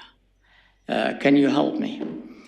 I had an appointment for him with my Councillor Bradley, our CEO, new CEO at the time, and his lawyer, and we got together for almost 1 hour. And toward the end, he was unable to develop in that land. Another person came to me and he said his father died in that area. And he told him before he died, don't neglect that area. I want you to develop it. There's two things I could give you example. Do you think that's fair for that area not to be developed and opposition by you? Mr. Melanson, please. Thank you, Ward Marriott. Yet again, as I said earlier, Councillor Boucher, the issue isn't whether I agree or not agree with developing in that area. The issue in the decision to amend the county or the Sarnia official plan is that of consistency, and that's in the Planning Act. So is it consistent with the county's boundary? No. Is there an opportunity for it to be consistent with the county's boundary? Yes. The county plan could be reopened, as you and your council also discussed at your meeting. I'm sorry, I'm blanking on the acronym, but the Community Infrastructure and Housing Accelerator is yet another option as well. Any other questions, comments? Councillor Bradley. So I just want to get the process straight here. There is a request from Sarnia Council to have a vote on the record here on the county's decision to support the council city council position on the directed settlement area boundary. And so I presume that'll be the next vote that we will take here. So, whether it's binding or not, it would be a vote here and a recorded vote. So from what I understand, we want to make sure what you want goes in the correct form here, because from what I've been told, a motion to support this proposal from the city won't be able to go anywhere. Am I paraphrasing that correct, Mr. Tifo? Correct, Warden Merritt. The motion in and of itself will just hang in abeyance with no actionable sort of timelines or actionable actions. If I may suggest to council, if you wish to put this on the record with actionable items and potential timelines to review the county OP to address the settlement boundary issues in the city of Sarnia and elsewhere, I would suggest a motion that would have staff bring back a report at or by, for instance, June meeting to set out a plan and potential timelines to address, amongst other things, the reopening of the county OP and the settlement boundaries therein. And at least that would be something that is actionable, and it's just not a motion that just sits in the air that nobody can deal with. Thank you. Still think, I respect that advice and certainly happy to move that motion. I still think there is a need for a vote on what was requested by the city, whether it hangs in the air or not, because what the response here will have an impact on what city council decides to do at our next meeting. And that's why this was tabled, to let it come here. And then at least city council can then look at what are their other options, knowing full well, and this other device wasn't received till this past week. So I still think that needs to, I'm pleased right now to move what you've suggested, but I also think we need a motion just for the record on the other issue. Before I go to the motion, I'll go to Councillor Cook for his comments. Thank you, Warden. I guess I struggle trying to make this a political issue. We have our planners in front of us who do the work that the province sets out. They've reviewed the plan, and I guess I'm struggling trying to make it into a political issue. I don't know why it has to be political. Council can decide at the time to make their own amendments, but again, it still has to come back to the county at this point in time to be approved. And I don't know why we're turning it into a political issue. Thank you. Okay, so that was a motion by Councillor Bradley and seconded by Councillor Dennis. Do we have it correctly, Mr. Tifo? Or would you like Mr. Bradley or Councillor Bradley to repeat it? I could try. I could try to repeat it. Again, this is an actionable resolution motion to get this issue before the professionals and back before council for further direction. And the motion would read as follows. It's moved by Councillor Bradley, seconded by Councillor Dennis, that staff be instructed to bring a report back to council at or by the June 2023 meeting, addressing and setting out potential timelines and a plan for the reopening of the county official plan to address, amongst others, settlement boundaries set out therein. Acceptable. Okay, good. Any discussion on that motion? Call the vote. All in favor? Those opposed, if any? That's carried. I'm honored, bound by my own council's request here, whether other things have come forward since then, to request a vote by county council, recorded vote, on the whole issue of the county decision to remove the city council directed settlement area boundary expansion. And if I could just speak to Mayor Cook's comment about being political. We'll get a seconder to your motion first. Councillor Dennis seconds it. For 20 years, we have not had control over decisions made by staff on key planning issues. And if you might recall the amendment I brought forward a few months ago, which council passed, it's only when the local council asks for it to be bumped up. It doesn't mean an individual can, it doesn't mean, it just has to come from the local council saying, we want this at the political level.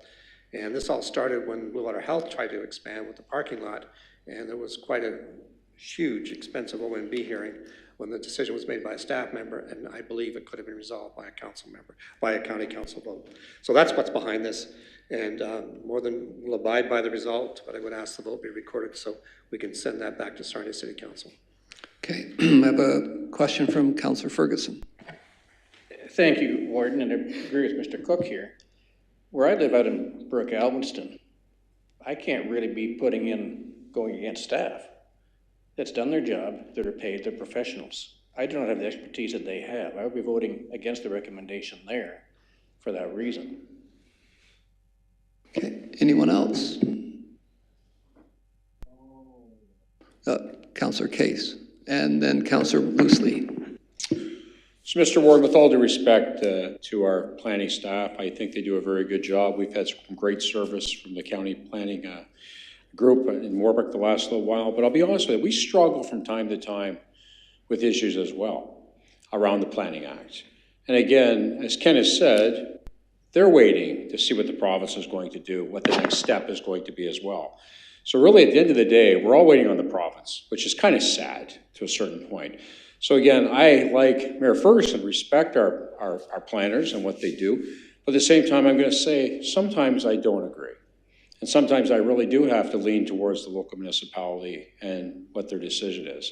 So again, with all due respect to the planning group, because they do a super job for us in Warwick, and we're going through a few different items right now, which, to be very honest with you, can be somewhat frustrating, but I will put the blame where the blame really needs to be, if that's the right word to use. The province needs to get on with things, make some decisions, make it easier for us to come back and do what we need to do here to support our 11 municipalities. So just my point, Mr. Warden, thank you. Thank you. Councillor Loosely. Thank you, Warden Marriott. Just whenever you're ready, could I have that motion read again, just for clarification, please? Thank you. Sure. Deputy Warden White. Thank you. Similar to Councillor Case, respect planning staff's work here. Anyone who's followed the issue at Sarnia knows I've spoken at length about this issue. The reality is our municipality voted differently than I did personally on the issue, but I will be here to support that decision of my council. As a member of Sarnia Council as well, looking at this from a broader perspective to try and help nudge the province along. I think there is a deeper discussion that Mr. Melanson did suggest was very much needed. And if us passing a resolution, albeit symbolic, with no actions, I was happy to support the actionable resolution, then perhaps this is an opportunity to again show the province that there's a need for this to move forward so we can have a deeper discussion. I think there's some good that can come out of this either way, so I'm happy to support this motion as a symbolic gesture to try and help get the province to move forward. Thank you. Any other comments, questions? A request by Councillor Loosely, if Mr. Tifo could read it once more, please. Yes, if I understand correctly, thank you, Warden Marriott, and in response to Councillor Loosely, if I understand correctly from the correspondence from the City of Sarnia, which is in the materials, reproduced in the materials, the motion reads that City of Sarnia Council table the matter that was before the City of Sarnia, pending a request to Lambton County Council to take a formal position on the county's decision to remove the council-directed settlement area boundary expansion that was included in the plan adopted by Sarnia City Council. So that's what we have now, but I don't know what that means. You want county council to take a formal position. So what is the position that you're looking for your colleagues to take?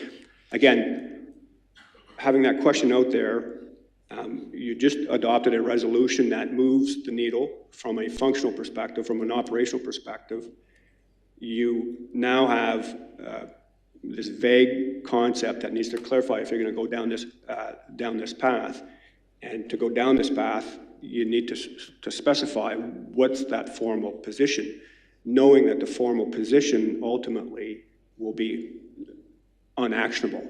And the reason for that is the Planning Act approval decision has been made, appeal deadline's done, the matter, the substance in terms of the review of the official plan is now before the OLT. So again, that's a great question, Councillor Loosely, because again, it doesn't even ask like a specific position, if I can put it that way. Councillor Bradley. I would disagree with that interpretation. I would not have moved that other motion if I knew you would come back with this response. I would have let this discussion, which simply says the county staff level has taken a position on the city's official plan after 3 years of deliberations. 2/3 of city council voted for this direction. Does county council endorse their staff's position or do they not? I just want to keep it simple, and I understand some of the other things you've said, if that makes sense, Mr. Tebow. Please, Mr. Tifo. Yes, absolutely. So that clarifies what the ask is, because I wasn't going to put words that weren't expressed out there. But if I now understand, you're asking, the City of Sarnia is asking County Council whether or not it endorses a staff's decision to modify the Sarnia OP by moving those settlement boundaries from Bryce Grove. Important, recognizing the other things you've said. This sets for the future, if a mayor and council want to bring something over the staff level on an official plan, and we're heading into this territory now, and I recall the debate back here a number of years ago, it was really vigorous and quite strong. This gives you the opportunity to do the same thing. That's all this is. Any other questions before I ask Mr. Tebow to take the votes? Councillor Agar. Mr. Tifo, when you're ready, please.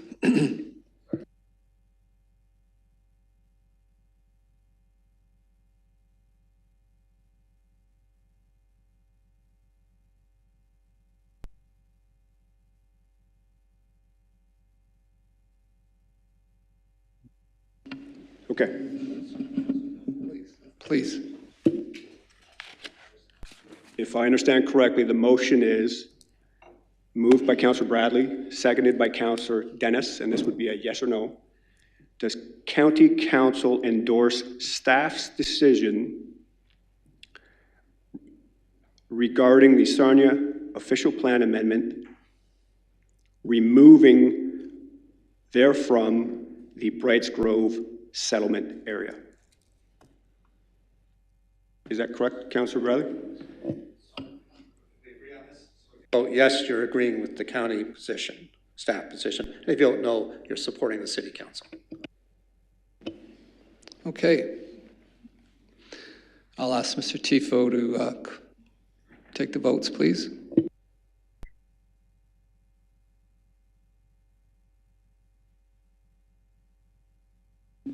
Councillor Loosely, please. Opposed. I have a no, Councillor Loosely. Councillor McRoberts, please. No. Councillor McRoberts, I have a no. Councillor Miller. No. Councillor Miller, I have a no. Councillor Sageman. Yes. Councillor Sageman, I have a yes. Councillor Veen. Yes. Councillor Veen, I have a yes. Councillor White. No. Councillor White, I have a no. Councillor Agar. No. Councillor Agar, I have a no. Councillor Atkinson. Yes. Councillor Atkinson, I have a yes. Councillor Boucher. No. Councillor Boucher, I have a no. Councillor Bradley. No. Councillor Bradley, I have a no. Councillor Broad? No. Councillor Broad, I have a no. Councillor Case? No. Councillor Case, I have a no. Councillor Cook? Yes.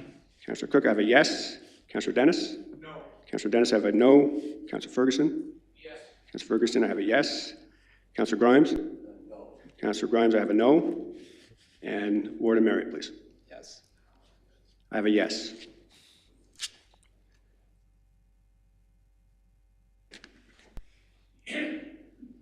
So the noes take it. 26-11. Councillor Bradley.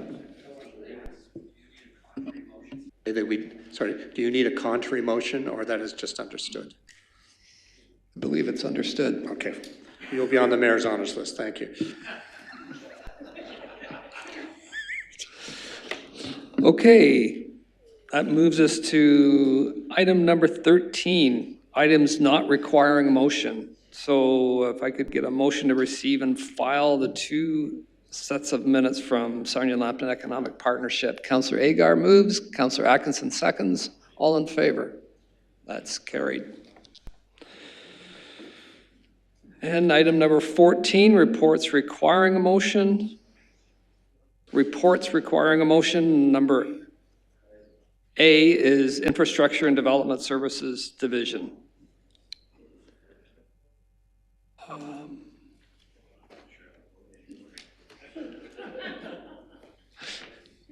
Councillor Veen. Okay, thank you. Seconded by Councillor McRoberts. Any discussion? All in favor? Opposed? That's carried. Item B, thank you, Mr. Melanson. Item B, Corporate Services Division, a report dated April 5th regarding Source Protection Committee, Lambton County Municipal nominee. Councillor Miller moves, seconded by Councillor Atkinson. All in favor? That's carried. Thank you. And item number C, Social Services Division, report dated April 5th, 2023 regarding housing supply challenge. Deputy Warden White moves, seconded by Councillor McRoberts. Councillor Bradley, go ahead. We're referring to the development on Kathleen Street. Yes. You know, again, I've supported this type of initiative in the past. I have real concern, and I've had to express this many times, about the concentration of social housing into one area. And we have seen it going back to the 60s in Sarnia. And I am concerned here also about taking parkland out in that neighborhood that needs it. But the issue of ghettoization, it was discussed at the homeless summit. So if you look at Sarnia, and you look at Kathleen Avenue and how that area is now being added onto as social housing. You look at Indian and Wellington, the same process is underway. You look at the former Marshall Golden Manor where there's a new project there. And I understand there's been some timing issues and I respect that, but can we not look in other parts of the community for this type of development? That would again, I don't like using the word ghettoization, but that was the experiment of the 40s and 50s and 60s, which we know didn't work. And I don't know why we would not try to put this type of housing out in other parts of the community. And I just suggested to Ms. Colasani at the homeless summit, there's a piece of land that's become available in Sarnia, which I think the county should take a serious look at for this type of development. But again, I don't want to vote against this, but I think we're just continuing to ratify what used to happen in the past, which brought social stigma to people that lived in certain areas. Okay, Deputy Warden White. Thank you, and it seems I'm piggybacking off of Councillor Bradley a lot today, but I appreciate his comments, and I made this comment to the city CAO as well at the homelessness summit, that I think it's high time, and I feel this way about both municipalities, that we start looking at using some of our reserves to purchase some land to continue this discussion that Councillor Bradley just started. The idea of creating some more opportunities throughout the community, both at the Sarnia level and at the Lambton County level, and the same could go for any of our other municipalities. I'm happy to see this here. We had a great presentation a couple of months ago. I wanted to see some opportunities come back from this, and I understand the timelines on this are too tight to do anything other than use land that is within the county's possession currently. But I do think that this discussion ongoing of being able to specifically purchase land for this particular use, or in the case of Sarnia with development area number 2, identify areas where we can continue to grow accessible housing for folks needs to happen. And I think this is the start of that conversation. Councillor Bradley. Just a question, were there not other options, other pieces of land that could be available? Ms. Colasani, would you like to comment on that, please? Through you, Warden Marriott, to Councillor Bradley. It was a very tight timeline. You'll remember that the presentation was made February 1st, and that parcel of land is actually the only one that the county owned. and there wasn't time to go out and research and purchase property. Also, it's fairly risky. This is a really innovative opportunity, but it's just phase 1 of 3 phases, so we don't know if this person will be successful. So I hear what you're saying, and we are looking at other properties. I mean, I think we heard at the summit, we need just over 3,000 new affordable units in our community alone, and many of those within the city of Sarnia. So this would add 24 more units at a very reasonable price. We also believe there's enough of a parkland there that we'd still be able to leave green space the way that it's going to be developed, and these would be single units. Most of the units right now on Kathleen are family, and often those individuals, when they become grandparents or they become single, they would like to stay in that neighborhood, so that would provide some affordable housing there. So we think we need to do both. Okay, if there's no other comments, I'll call the question on that motion. All in favor? Opposed? That's carried. Item number D, Office of the CAO, report dated April 5th, 2023 regarding deputy clerk appointments. Do we have a mover for that? Councillor Cook and Councillor Kay seconds. Any discussion? All in favor? Opposed, if any? That's carried. Brings us to item number 15, committee minutes. I call on Councillor Bean, please. Thank you, Warden. On February 15th, 2023, I present these minutes for your approval. Thank you. Motion number 1 under Infrastructure and Development Services is information reports that were received and filed. Under reports requiring a motion, number 2, bylaws. And number 3, that the existing policy for land purchases for road widening be amended effective March 1st, 2023. Motion number 4 under Cultural Services Division, information reports from Cultural Services. And number 5 was under reports requiring a motion. It was a report regarding the International Oil Heritage Conference Tour. And number 6 is a report regarding libraries donations from October the 1st to December 31st. And number 7 was the Museums and Galleries and Archives report be accepted. Number 8 under Corporate Services, report dated February 15th regarding Source Water Protection Committee appointment. And number 9 was adjournment. Councillor Bean, please. Thank you, Warden. I move these minutes as presented. We have a seconder for that. Councillor Agar. All in favor? That's carried. And the minutes for the special joint meeting of the standing committees of dated February 15th. A motion to receive that one. Councillor Case and Councillor Cook. All in favor? That's carried. And moves us to committee PM minutes of February 15th. Councillor Ferguson, please. Thank you, Board. Now I'd like to present the February 15th PM committee minutes. There is one error in the bottom. Mr. Atkinson is listed as chair. I was the chair of that meeting. Thank you for that. We'll correct that. Motion number 1 under long-term care information report dated February 15th in the Adult Enrichment Center Advisory Committee. And number 2 under Corporate Services information report regarding alternate member appointments. And reports requiring a motion number 3, Stronger Fair Ontario Act. And number 4 regarding county clerk right to each municipality asking a municipality to nominate individuals from their community. And number 5 under Finance, Facilities and Court Services Division, information report regarding court services, fourth quarter stats.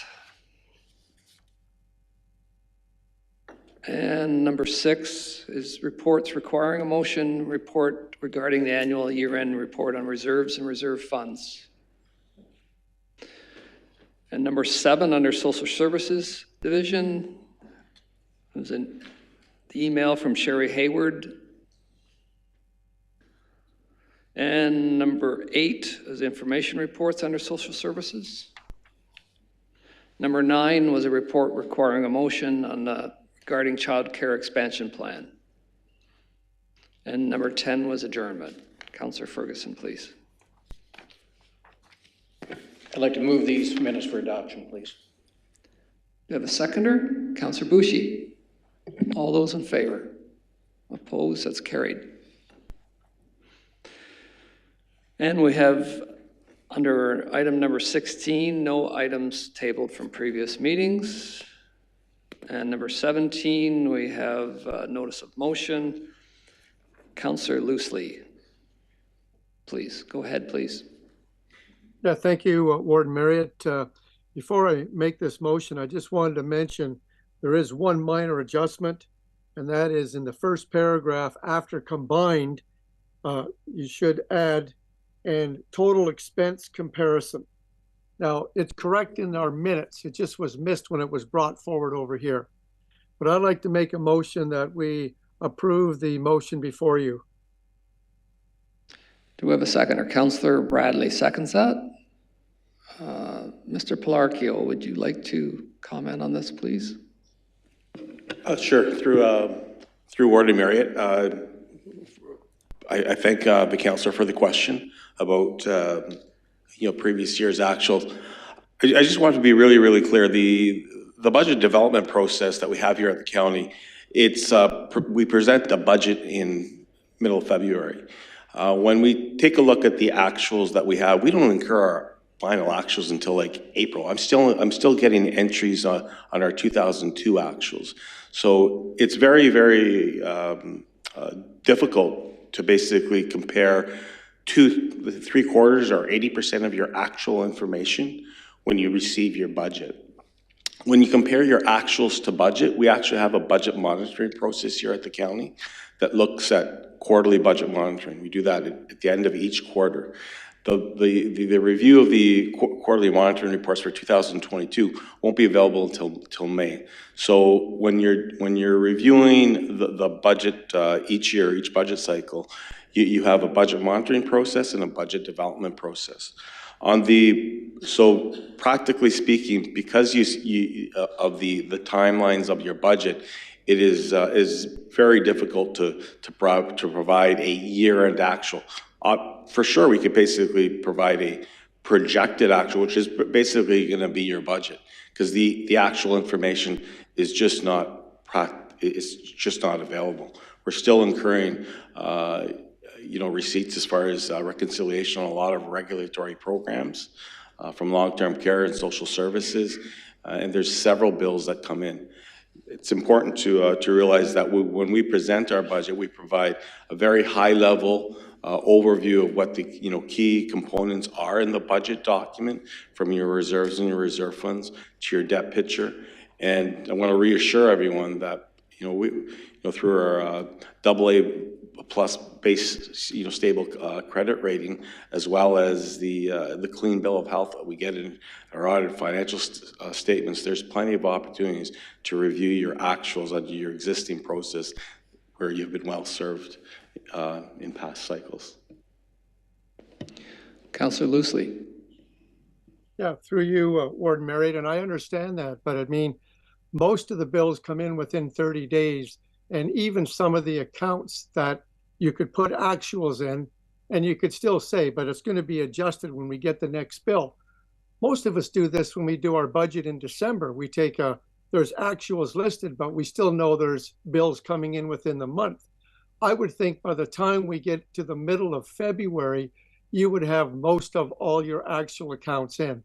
I just feel that we still need that to really compare budgets, because most of the accounts I feel would be in, except for maybe utilities and others. But anyway, I still feel the actual should be there.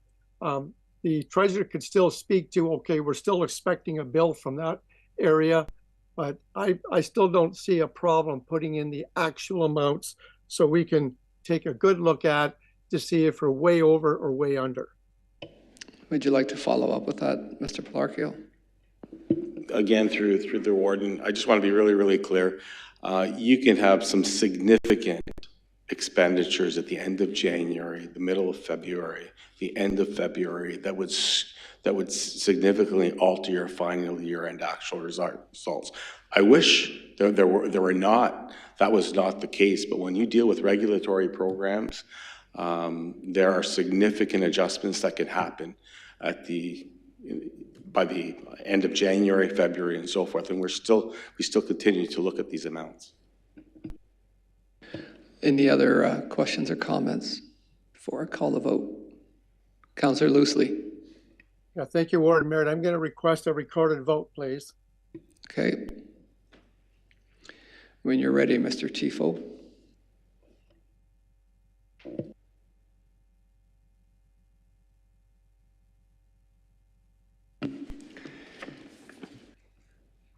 Councillor Ferguson, please. No. Councillor Ferguson, I have a no. Councillor Grimes. Yes. Councillor Grimes, I have a yes. Councillor Loosely. Yes. Councillor Loosely, I have a yes. Councillor McRoberts. Yes. Councillor McRoberts, I have a yes. Councillor Miller. No. Councillor Miller, I have a no. Councillor Sageman. No. Councillor Sageman, I have a no. Councillor Veen. No. Councillor Veen, I have a no. Councillor White. No. Deputy Warden White. I have a no, Deputy Warden White. Councillor Agar. No. Councillor Agar, I have a no. Councillor Atkinson. No. Councillor Atkinson, I have a no. Councillor Bushy. No. Councillor Bushy, I have a no. Councillor Bradley. Yes. Councillor Bradley, I have a yes. Councillor Broad. No. Councillor Broad, I have a no. Councillor Case. No. Councillor Case, I have a no. Councillor Cook. No. Councillor Cook, I have a no. Councillor Dennis. Yes. Councillor Dennis, I have a yes. The noes take it. The motion fails. Oh, sorry, Warden Marriott. No. I have a no for Warden Marriott.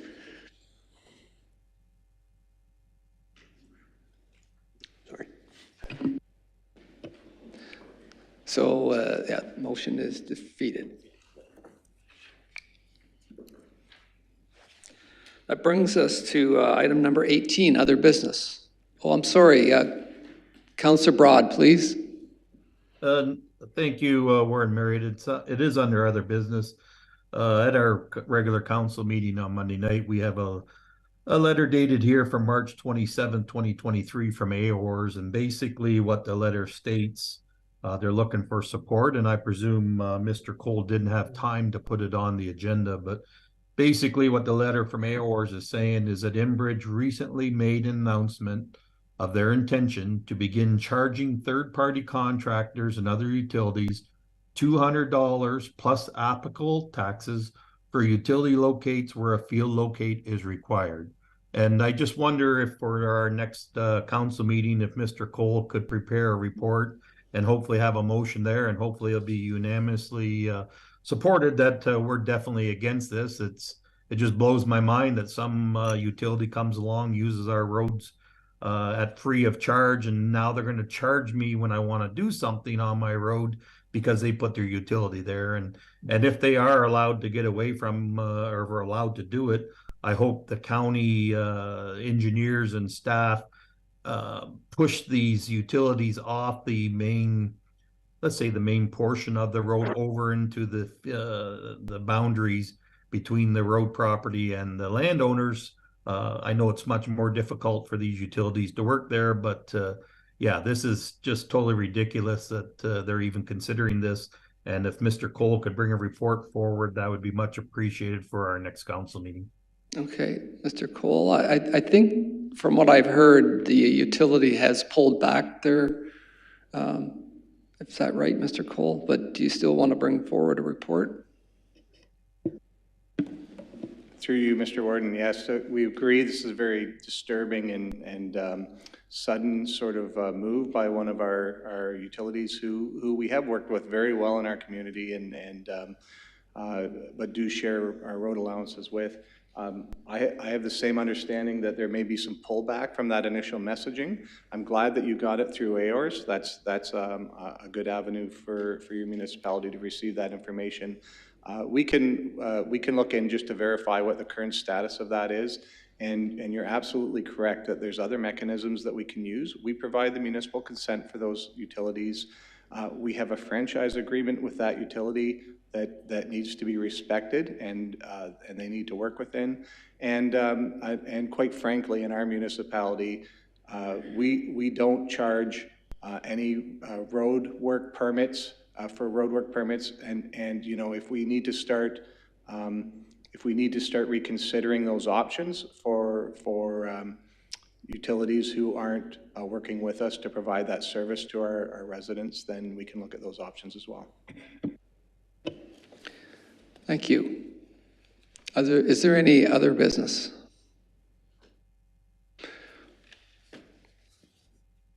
Doesn't look like it, so we'll move to item number 19, notice of bylaws. Thank you, Warden Marriott. It is moved by Councillor Cook, seconded by Councillor Atkinson, that bylaws 11 to 14 of 2023 as circulated be taken as read a first and second time. All those in favor? Opposed? Is carried. Thank you. It is moved by Councillor Atkinson, seconded by Councillor Cook, that bylaws 11 to 14 of 2023 as circulated be taken as read a third and final time. All those in favor? That's carried. Before we move to adjourn, I'll just bring your attention the notes. The April committee AM and PM meetings have been moved to Thursday, April the 20th, to accommodate those who will be attending the OGRA conference in Toronto. And as well, the April 20th committee AM meeting will start at 8:30 at the Lambton Heritage Museum instead of 9. And the PM committee meeting will start at 1 at the Heritage Museum as well instead of 11, to accommodate those attending the St. Clair Region meetings. So I'd look for a motion to adjourn. Councillor Grimes, seconded by Councillor Atkinson. All in favor? That's carried. Please join me in O Canada.